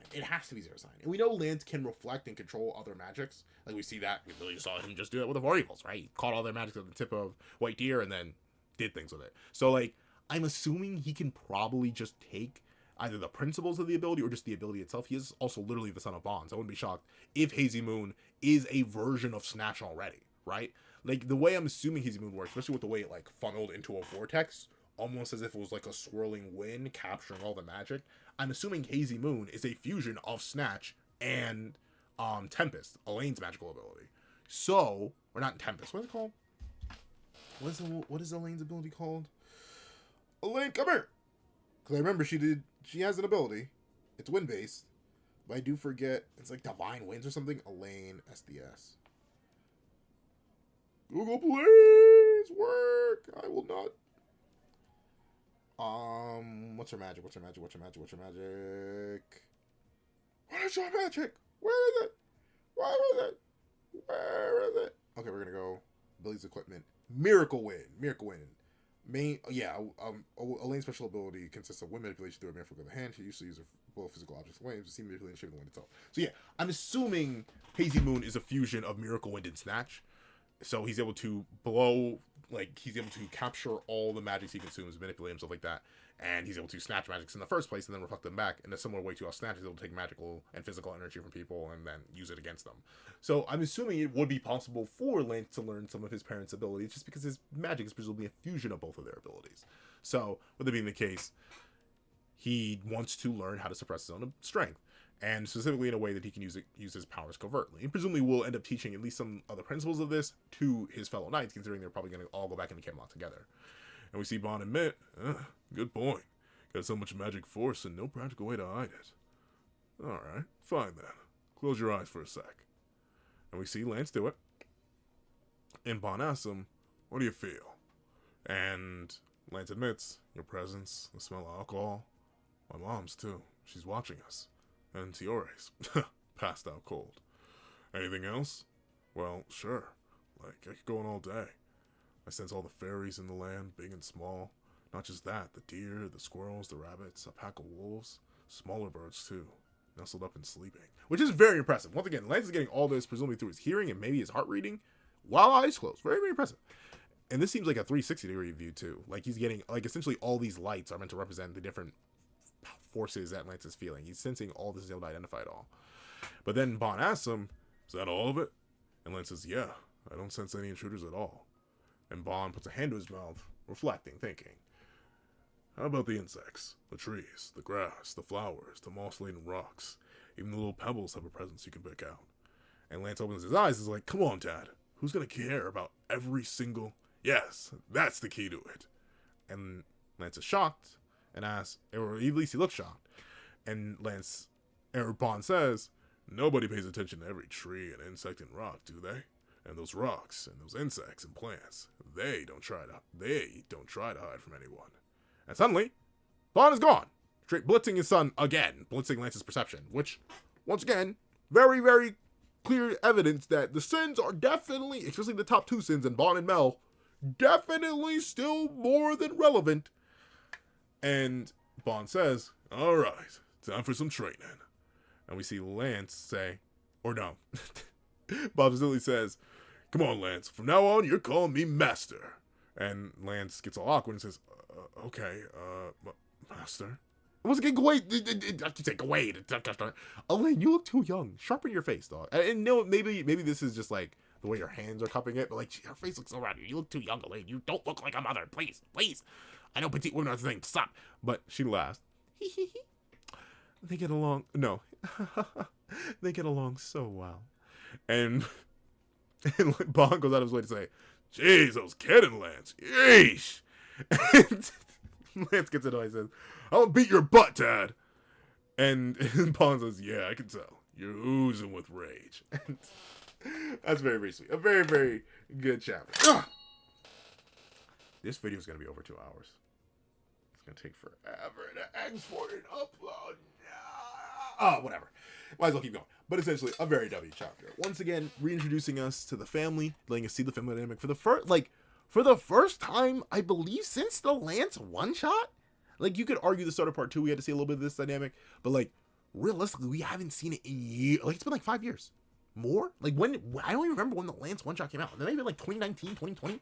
So it's been 5 whole years since we actually got to see this family dynamic in action. I really do like it. We got to see Benwick. We got to see Tiore again, reference the other kids, or at least some of them, getting the family connection straightened out a little bit, establishing more family dynamics that we don't actually get to see, but at least we get to learn about, setting up how characters feel about each other, seeing Lance's relationship with his father, seeing Elaine's relationship with her kid and her husband and her niece. It's very, very good character work, very, very good character building. And once again, it all builds into still establishing the power scale and stuff like that. It's still being a little bit ambiguous with it, but setting up Bond is more than capable of negating Anne's ability on top of Lance's own power and strength as well. Lance being completely immune to it and being more fine-tuned and finesse with it.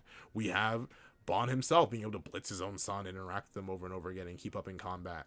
Even, well, admittedly he's way down, but still, that's the case. And obviously, Bond setting up learning Zero Sign for Lance, or Lance wanting to learn Zero Sign, or at least the ability to mask his presence very, very well. All that is very, very good. And seeing how Bond conceptualizes it for Lance and helps him understand it better. Like, this is just good stuff. This is good character writing. This is peak Nakaba Suzuki, right? Like, don't get me wrong. I do like the story of Seven Deadly Sins, and there are definitely, like, aspects of Seven Deadly Sins I love in general, from the combat to the character design, stuff like that. But my favorite thing about Nakaba is his character work, right? As much as a bum as I think Mael is, he's one of the greatest characters I've ever read because of just how Nakaba writes him. And seeing Nakaba in his bag here with the character writing, beautiful, chef's kiss, top of the line. But we have one more chapter to review. As worthy this chapter was, we have one more to go. So top right into chapter 209. The abduction.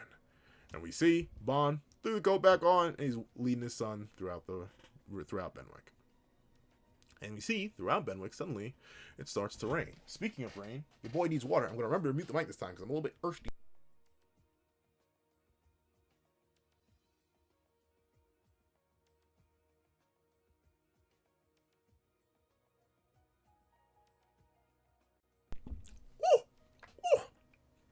Stay hydrated, folks. But with it being the case, we see it begins to rain.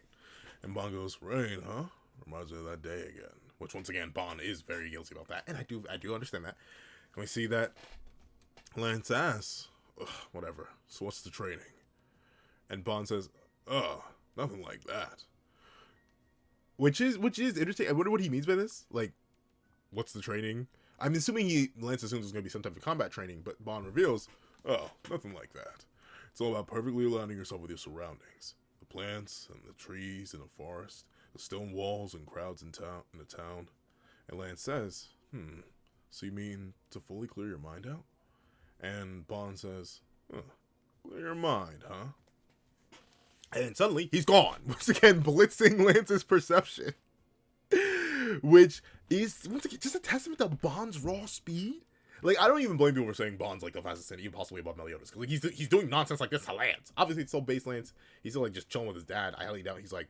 But, like, do you... Like, in the case of something like Perception, how do you nerf that? Like, how do you suppress that? It's not like Dragon Ball. Well, I don't think it's like Dragon Ball in the case where, like, you lower your magic force and suddenly your general skills overall get worse. Like, technically, in Dragon Ball, you can imply when characters lower their ki, they can't see as far, or they can't sense as well, or, like, stuff like that happens. But even then, I feel like that's not fully the case. It's not like you're Turlo. So, like, the fact that Lance keeps consistently getting blitzed by his dad, even when he's looking directly at him, it's just a testament to how fast Bond is. And also his abilities. As we see, Bond says, no, I don't think that's quite it. I mean, here I am, talking into your mind right now. Which means that he's in the area. He's broadcasting his heart thoughts, but notably, Lance cannot find him. And Lance says, not again. I fully lost sight of him. Do you know what people and animals can perceive outside their five senses? And Lance goes quiet and says, emotion? And Bond is like, there we go. Yes, emotion. Way to figure that out. And these examples when someone wants to kill you. And notably that, and it's true, right? Notably, I feel like it isn't even just like killing intent, but just interest in general. I feel like every single time you've ever turned your head because you felt someone looking at you, that's you, if anything, feeling their emotion, right? That's like our own little pseudo sixth sense. The amount of times I've been just doing something completely different, and then I'm like, or even when I'm driving, like, it's crazy even when I'm driving, right? And I'll feel something, and I'll look, and there's someone, like, in the passenger seat who's looking at me through my window. I'm like, huh? But that is technically a thing. And that's not, like, killing intent or anything like that. That's just, general perception, general interest. So, I do think it is important to do that. And it's interesting that Bond is able to just completely negate that. But obviously, we know his snatch helps manipulate perception. And snatch stuff like that away. I did that. That was actually purely accidental. But with it being the case, Lance says, so shut down those emotions? And Bond says, ain't as easy as that, but now's not a good time anyway. Would you mind telling me? Yeah. This is how we lead into the flashback for this chapter. But I do like. Admittedly, it would have been nice to see them train about this, but I think that is a training that could be done off screen. But at the same time, even if we do get to see it, it can wait for what we're getting now. As Bond says, "Would you mind telling me? You tried to discuss the events of 8 years ago a few times. You kept hesitating at the end. You were investigating a mysterious abduction, only to get abducted yourself. What's the truth behind that?" And that is very interesting, right? I do like how man, Bond is such a great dad. And honestly, kind of. But then again, Tris never got kidnapped, as far as we know. Well, yeah, no, he's never got kidnapped. But kind of even a better dad than Mel, and definitely a better dad than Escanor. He's just a living puppet man. But with that being the case, the reason I say that is it's clear that he's wanted to know this for a while, right? But he's never pressured Lance into telling him. He's allowed Lance to start the story and then get cold feet and stop, right? Some parents, you tell them and you're gonna tell them and you're gonna tell them. Like, ultimately, that's it. Like, you don't really have a choice in the matter. You start a story, they're gonna want to hear the whole thing no matter what. But Bond is a good enough father where he's like, I'll wait until you're comfortable telling me. That's perfectly fine. I don't care at all, kid. Take your time. And that's important. It's good to respect your kid's boundaries, right? Because I think, and notably, not a parent. But I do think it's very easy to forget once you birth a human being that they are a human being still, even if they aren't on the same level of experience or life as you. And I get it. I am also very respectful of my elders, and I always will be. But even if they don't have the same life experience of you, even if they don't have the same number of age or years behind them, they're still a human being. They're still sentient. They're still cognizant. They still have their own thoughts, emotions, and feelings, even when they're like babies.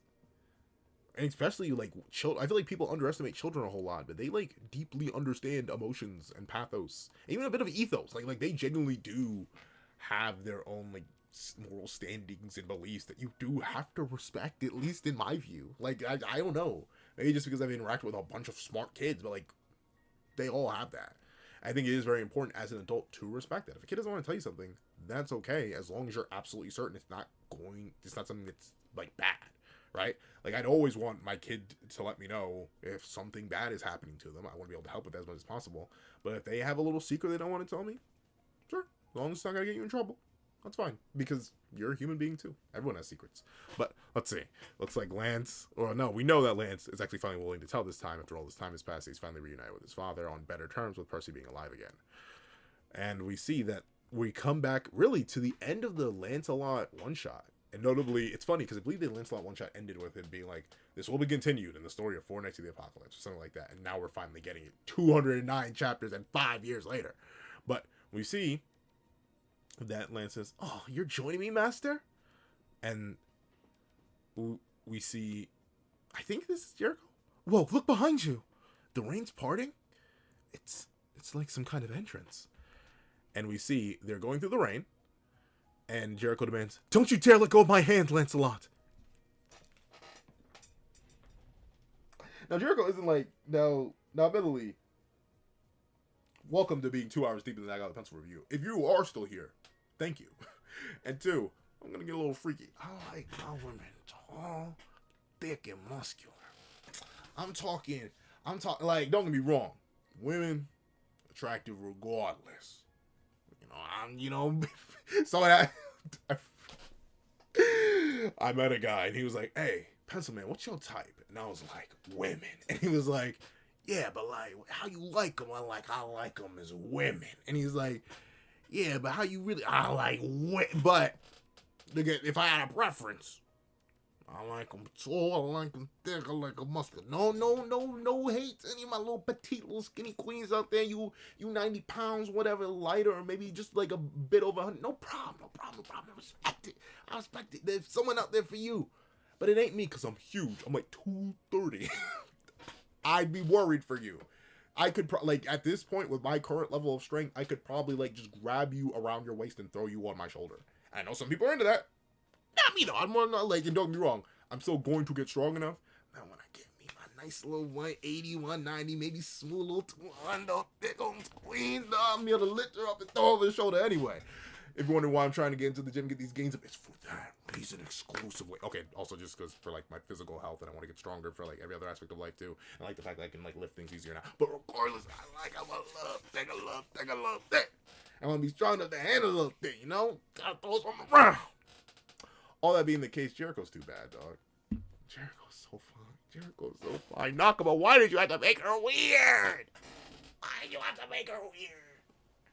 Literally the finest character in the entire manga, bro. And it's not even really a contest. All you Merlin fans can go kick rocks. All you Diane fans can go kick rocks. All you Elizabeth fans can go kick rocks. Who else is calm? Nerobasta, you only like Nerobasta for 2 reasons. Don't lie to me.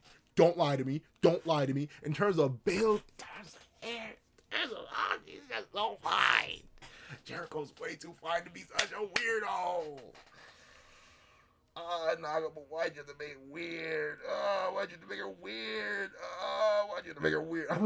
I would have wished if she had just said, "I love your dad," and I can't go back to your dad because I love your dad too much, and I can't stand seeing him with that filthy fairy. Like if you may sound so. Wait, pencil. Instead of making her like weirdly into a child, you want to make her species. Yes, all of Camelot is speciesist.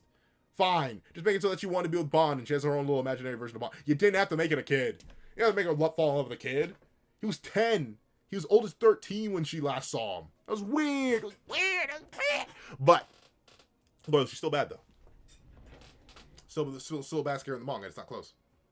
It's like Jericho at 1, massive gap. And I don't even know who's number 2. I don't think that much farther, dog. Notably, despite sevendeadlysins being that kind of manga, it's not really, I like the character designs, but not really in that way. It's not really freakalicious. So, but it is freakalicious in its own very, very not Suzuki way. But, of course, they're in the rain. We see Jericho getting soaked, and Lancelot getting soaked. And she says, "Don't you dare let go of my hand, Lancelot." And Lancelot says, "Okay." And suddenly, the rain stops. Suddenly, everything stops. And now, they're in a void. Seemingly enough, as water drips from their bodies. And look at how tiny Lance was. I'll admit, Lance does seem like a little bit younger. In fact, it's clear that Nakaba did flat out. Hold on. Hold on. I'm about to do something. I'm about to do something right now. Let me see. No. Hold on. Let me just look up Lancelot. I swear, Nakaba, babyfied his design a little bit here. Let me see. In fact, should he have a scar at this point? I don't think Lance should even have a scar at this point. Well, he may. I think actually no, because he's 10. I think that spar where he got the scar. Okay, Wikia, stop fighting me. Lancelot, sevendeadlysins. Not Lancelot says. I don't know what that even is. No, sevendeadlysins. Come here. I seen look at the one shot. I feel like they land Nakaba explicitly to sell the feeling of baby Lance in this chapter. Yeah, he ooified his design a little bit. He's definitely still clearly small, and the general design details are still there, but very specifically, he has much softer features. I mentioned how Elaine kept getting a rounder face. Baby Lance has a much rounder face. Yeah, he already has a scar at this point.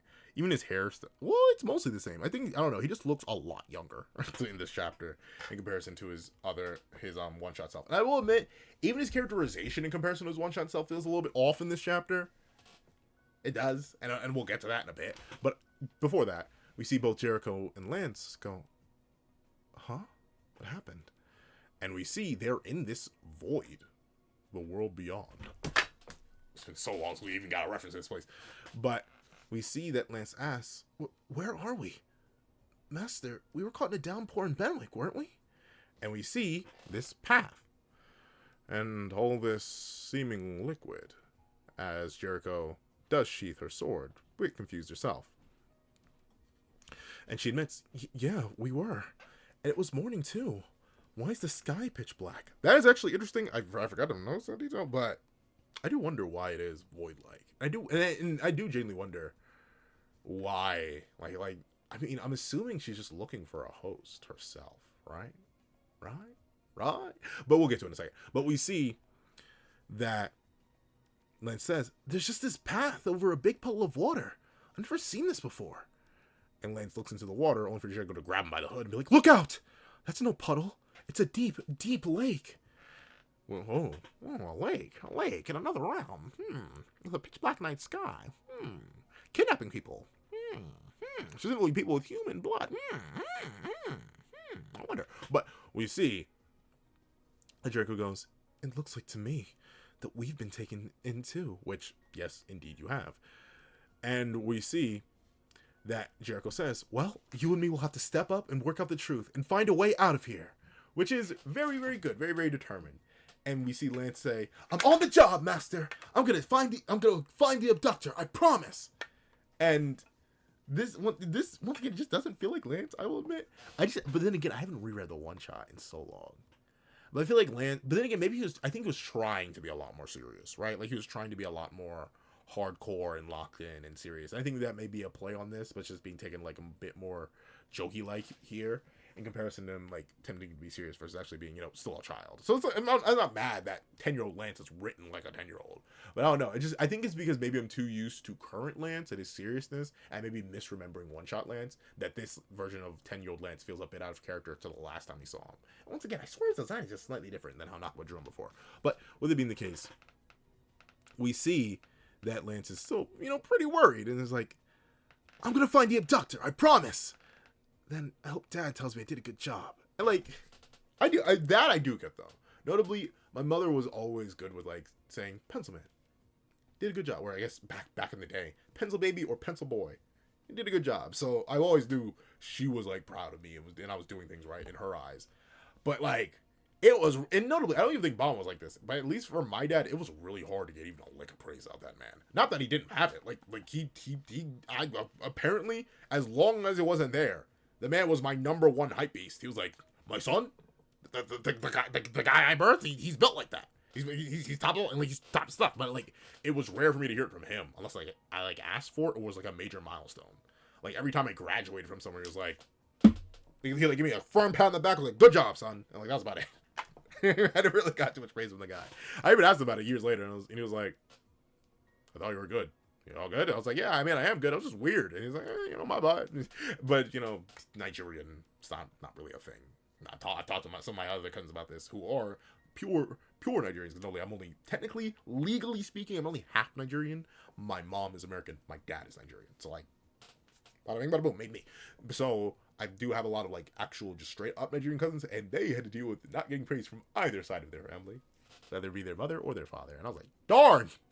Life must have been rough. So I'm grateful for what I had, but I do understand that want for your dad to be like good job or to be praised by your dad, right? Because like I don't know, and even to some degrees now I still look at my dad as like a superhero or like someone superhuman. Like darn, insane physical strength, insane build, all that at your current age. Like why? And then of course younger me, that man was literally just superhuman. So I understand Lance's wanting, especially in his context. Bond literally is a superhero, savior of the entire world. But of course, we see as Jericho looks on with Lance, sweating, but finding it cute. Unfortunately, a little too cute eventually. We see that Lance says, 3 days pass, and Lance is walking along on a spear and goes, Master, wait up. I can't even walk anymore. Have we found the guy yet? Where's the exit? Hey, Master, was there really any abductor at all? And this is once again why it feels a bit out of character. But of course, Lance was in a safe environment. I'm gonna, you know what? Before next chapter, I'm gonna go back and reread the one shot because I'm not sure if this is me just genuinely straight tweaking and misremembering the character, or if this is actually 10-year-old Lance being written out of character. But we only had one shot for him. This is probably more characterization in a less safe area, right? He's only acting so tough around his dad because he wanted his approval. And notably, he was putting up a facade most of the time. So I guess it makes sense that he's, 10-year-old boy coded as he is a 10-year-old boy. But we see while Lance is struggling to keep the motivation going, Jericho is focused, locked in, and figuring stuff out as she goes ... And Jericho explains, in 3 days, we've worked out 2 things. 1, this path over the lake doesn't end. Which is very interesting, because they do have at least a starting point. But not really, as it leads back behind them. But obviously them just walking backwards wouldn't have led them back out of this realm. And it seems like the realm does go on forever. There is no curvature here, though. It does seem to be like, maybe there's slight curvature, but it does seem to be a straight line. So whether this entire lake is like a planet or some sort, we don't know. But Jericho explains, 1, this path over the lake doesn't end. And Lance goes on to drink, gets refreshed, and I do wonder if this plays into his own power later. But we see he goes, ha! And Jericho says, 2, drinking this water fills us up without needing to eat food. And strangest of all, we never get tired. That's 3 things, Jericho. That's food/sustenance, sleep, and path doesn't end. But she says, regardless. We see that Lance says, I bet Dad would love some ale made from this water. And I don't think that's a thing. Can you make ale from water? I mean, like maybe ale-free ale, but like I don't think that's actually a thing. But he is also 10. And we see that Jericho says, be serious, which is very true. They do need to be serious in this scenario. But suddenly, after Lance taking a sip, a certain thing begins to wriggle out of the water. And if you'll remember, as Jericho goes, whoa, what's that thing? It comes out and grabs Lance. But it does actually look very familiar. If you, at least, unless I'm misremembering, remember the thing that Arthur used to slaughter the fake fairy that was pretending to be Merlin? Like, I think very specifically this tentacle design was used on that thing exclusively. We've seen a bunch of chaos constructs. I think that design though was very specifically used with that thing. If I'm remembering properly, if I'm scratching my dome in the right way with the right ideology, I believe that's what that was. So it is interesting that this design of all things is being used, that tentacle, implying that maybe that's the link, because obviously this is the Lady of the Lakes realm, right? Like, you know, the massive infinite lake and infinite world with infinite power. And Lance got very, very strong after being in there. I wonder what this was. But essentially, I do wonder if there was a reason why those designs overlap, or it's just not about, you know, reusing tentacle designs. It is a tentacle, but still, that's what immediately popped to mind the second I saw the tentacle. I was like, Arthur? But technically not. But we see it's like, you've taken too many sips. I will now sip you. And notably, Lance says, stop! Let me go! Master! And Jericho's... And notably, actually, this fits what Lance said he was like in the World Beyond. Because that's what he was apologizing to Jericho for. And we see that Jericho goes, hold on! And uses Free Saber to immediately detach the tentacle. Notably, she doesn't actually hit the tentacle, but her ice does ward it off. And notably, Lance says, how dare it try that on me! And Jericho says, whoa, don't push it, because I don't know how big that thing is. It could be one tentacle or many. But Lance immediately activates Shining Road! And it is unfortunately the weakest Shining Road of the series, as the tentacle just taps it off. And notably, you can see this is Lance well before he unlocked his overwhelming power, as his spear does not break, and the Shining Road is pretty small and doesn't even have the same explosive effect. So, it's pretty fodder. And notably, both Lance and Jericho look like, and the thing just, it looks at him. It, like, literally, if it had eyes, like, say these were its eyes, like, really, bruh? And then just dips back into the water. Like, you're a bum. Goodbye. And then just leaves. But we see, and Lancelot says, wow, it just slapped that away. Didn't it? My sure kills Shining Road. Which is interesting. Now, with the context that Shining Road existed even before he got the Giga Amp, I do wonder, how is this a reflection of, like, Hazy Moon? Like, is this just him releasing magic power that he named? Or is this technically an application of Hazy Moon? Like, I'm trying to think. Like, Shining Road is described as light. So maybe Hazy Moon's purest form is like a gathering light that he like focuses and releases. Maybe that's why Shining Road exists. But I don't know. It's very interesting that he has this. And it only gets stronger once he gets the amp, obviously, because he's more magic forcible behind it. But I do wonder how this feeds into his magic, like logistically. I don't know. But we see that Jericho says, no, it fled from all the damage. And Lance is like, oh, stop consoling me, master. It dodged your move. I'm a bum. And Jericho's like, well, you may be a bum, but you're still pretty good for a kid, you know? Which is true, right? Like, how many... I mean, I'm trying to think of, like, an equivalent in our world. Like, the fact that he's able to do that at all. That's like a kid being able to throw a javelin even 15 feet. Like, still very impressive for a 10-year-old. But we see that 10 days later, so I'm assuming 13 days in the realm, or not.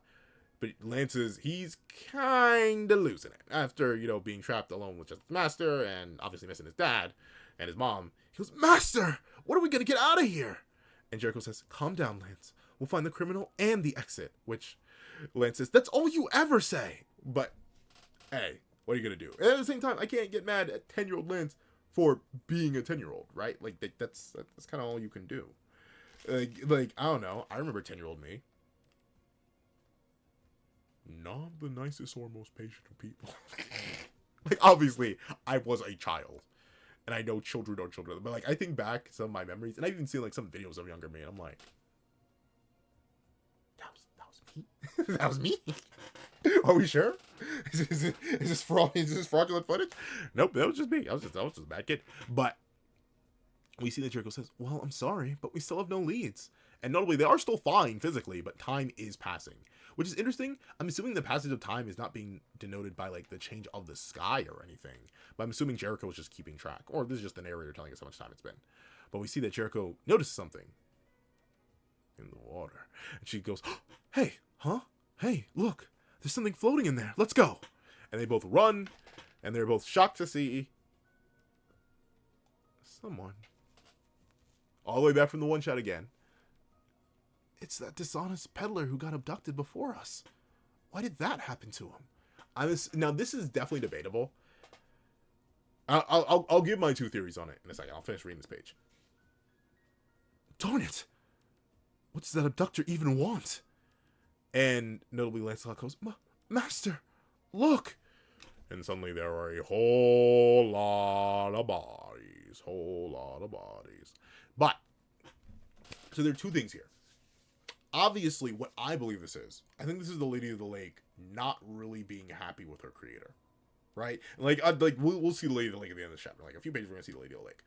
But, for the reason of all the people drowning here, there are two things. Either one, this was voluntary, or two, it was this. They were drinking from the water, but they weren't powerful enough to resist being grabbed by the tentacle and pulled into the water. And I'm assuming the water is a representation of all the power contained within the Lady of the Lake. And what your goal is, eventually, or what the Lady of the Lake's goal is to find a vessel to make her power manifest in the real world. Because we know that the Lady of the Lake was shown in Seven Deadly Sins, but she wasn't actually able to do anything. She had infinite power. The Lake of Salisbury, it was infinite, but that was it. Like it was a sitting pool of power that one could consistently drain energy from. That's where the Demon King went to restore a lot of his own strength. It's like infinite wellspring of power, and we know that infinite wellspring of power was even overloaded with even more power on top of it from the Super Seven Deadly Sins combo attack. So I'm guessing what the Lady of the Lake wants to do is probably channel either that excess power or even her base power, combine that excess power into a vessel and make that vessel go do things to King Arthur. Whether those things are, we don't know just yet. But presumably that's the whole dealio here, and that's what Lance ended up being, the perfect vessel in a way. Probably due to his hybrid nature, and this is very good genetics inherited from Bond and Elaine. But all these people failed that. So when they were dragged into the water by the tentacle, they simply drowned. Or the other, darker idea, these people just off themselves. Because these two were already captured here for 10 days later, maybe 10 days later from the abduction. Or the least time they've been here is 10 days. The most time they've been here is 13 days by the time they find the bodies. But imagine how long this guy was here, the dishonest peddler, and all these other people. They probably just went insane. Notably, the reason solitary confinement is an even worse punishment than, is because humans are innately social creatures. We are meant to interact. The reason you seek some sort of interaction with anything, but especially other people, is because it's how you stay sane. You really want to break somebody, put them alone in a box for an extended period of time. Who knows how long the dishonest peddler was here, or these other people were. They've just gotten sick and tired of it. Sure, you would never get tired. You would never be hungry. You would never be thirsty. But, a life of loneliness with no hope in sight. Yeah, it'll lead to despair. So I wouldn't be shocked if these people just didn't want to do it anymore. And it could be a mix of both. Who knows? Maybe they could have fought off the tentacle. Maybe they didn't need to do this, but they got in the water. I cannot sing that epic song, but they heard Poseidon and they got in the water. Or I suppose if not Poseidon, they heard Amphitrite.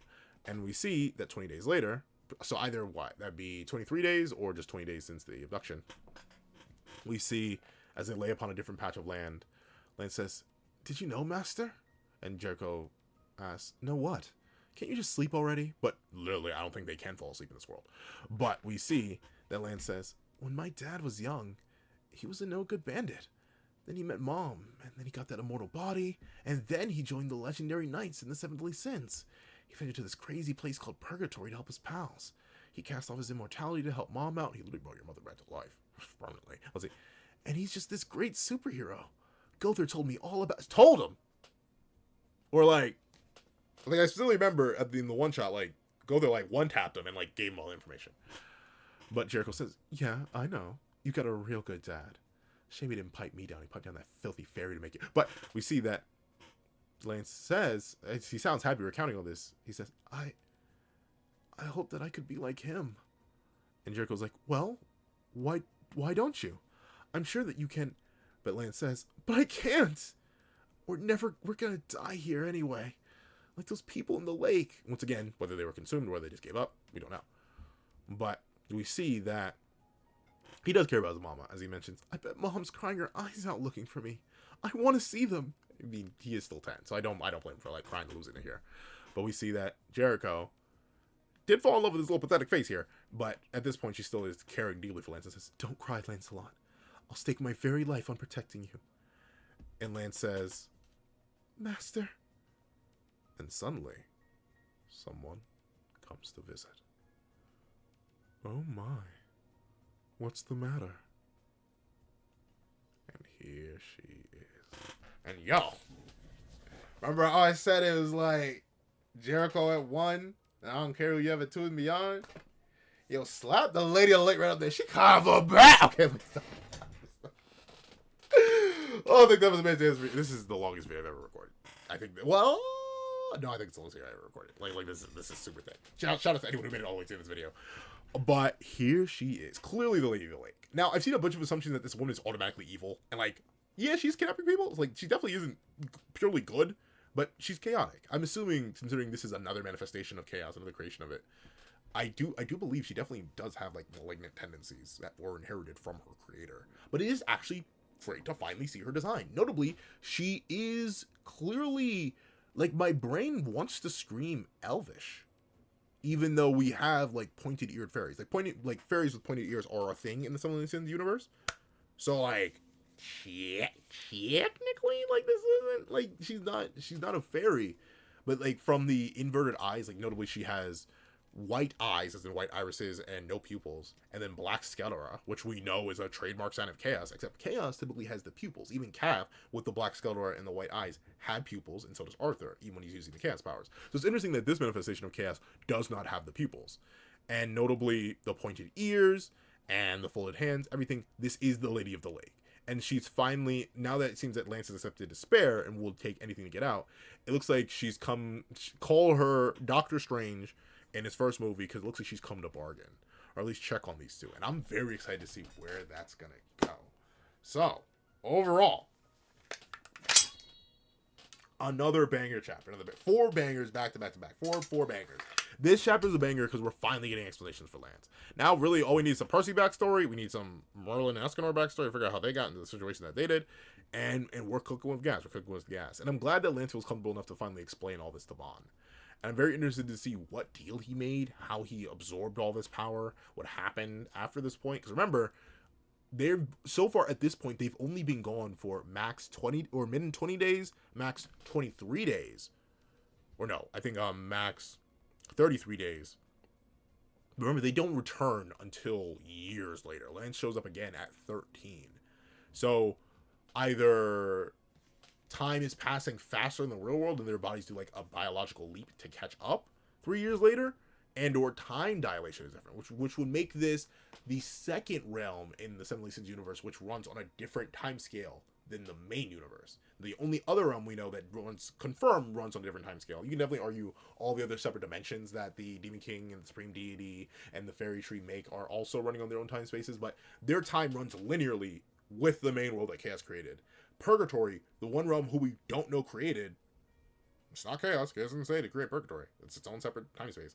But that's the thing. It's its own separate time space. That's also confirmed to run on a different time period. 1 day in the real world is 1 year in Purgatory. It's like, no, that's wrong. What is the time scale?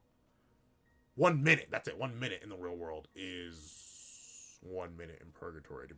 Gosh darn, hold on. I want to confirm that before we're already so late in this. It doesn't matter. Purgatory. I'm pretty sure it's 1 minute is sevendeadlysins. Purgatory. Infinite. I won't say all that. But Time Warp in Purgatory. Yeah, a minute in the real world corresponds to a year in Purgatory. It's basically a universe separated from the mortal plane. Yep. So that's the only other realm that would run on a different time scale. Maybe the Lady of the Lakes realm would operate similarly, and maybe that will lend credence to Purgatory also being created by Chaos, or one of Chaos's people. So like, possible more Chaos upscale, but really all of this is just Chaos upscale, because remember, the Lady of the Lake is simply a piece and creation of Chaos. Remember, she stated herself that she was just one of Chaos's progeny. So technically, anything Lady of the Lake does is just more Chaos upscale, which once again does feed into the idea that Arthur himself may have still not mastered the power of Chaos, or may not be anywhere near close to actually fully accessing its depths, considering there's no reason a piece should be stronger than the whole. But overall, just W chapters. From the character work to the build-up to the final backstory reveal to the Lady of the Lake's design itself. Once again, I made jokes about her being kind of fine. And not only is she actually still kind of fine, but also a very unique design. Very haunting in a way, though, just because of the black sclera, the smile, everything's nervous, and her waiting until this moment to finally interact with these two, and possibly offer them a deal. So, if you somehow made it all the way to the end of this giga thickie, and I do mean giga thickie review, please do me a favor and leave 4 for 1 special. Yeah, I know it's really simple, but leave 4 for 1 special. So FOUR, FOR, 4 for 1. 4 for 1 is 1 ONE special. SPECIAL.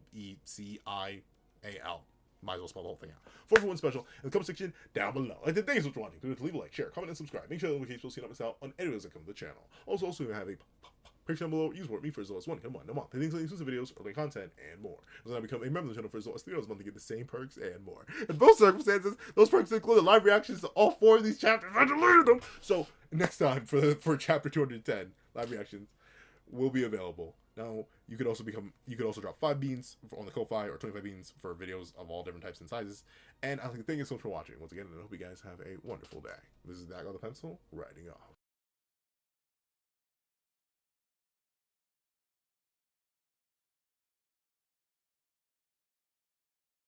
I'd like to give a thank you to our sketch tier members: Eternal Flame, Redwolf 4765, Astro, Glacier XZ, Zera, Brandon Payne, J2MA, Guillaume, Buddha Uda, Alex Kenny, Enzo, Swift Strike, Autumn Mornings Lazo, Super Flame Zero, Yuki Ally, Azo2404, Striker Man, Azo8, Damon Brown, Crepanem, DBT, Plant Crone, Grim, Black Sage, Marco222, Straw, Ollie, and Twisted. Then, I'd like to give a thank you to our line art tier patrons: Victor Raji, Dreadzoin, A+A, Kevin Encarnacion, Sean, and Midnight Lord 21. Then, I'd like to give a thank you to our Ink tier members: Austin Wimberly, Auchia, King, RTX, and Shrimpo60. Then, I'd like to give a thank you to our digital art tier members: J Warrior and AZ Void. Then, I'd like to give a final big ol' thank you to our colored art tier patrons: Walkie Munoz and Walkie Munoz.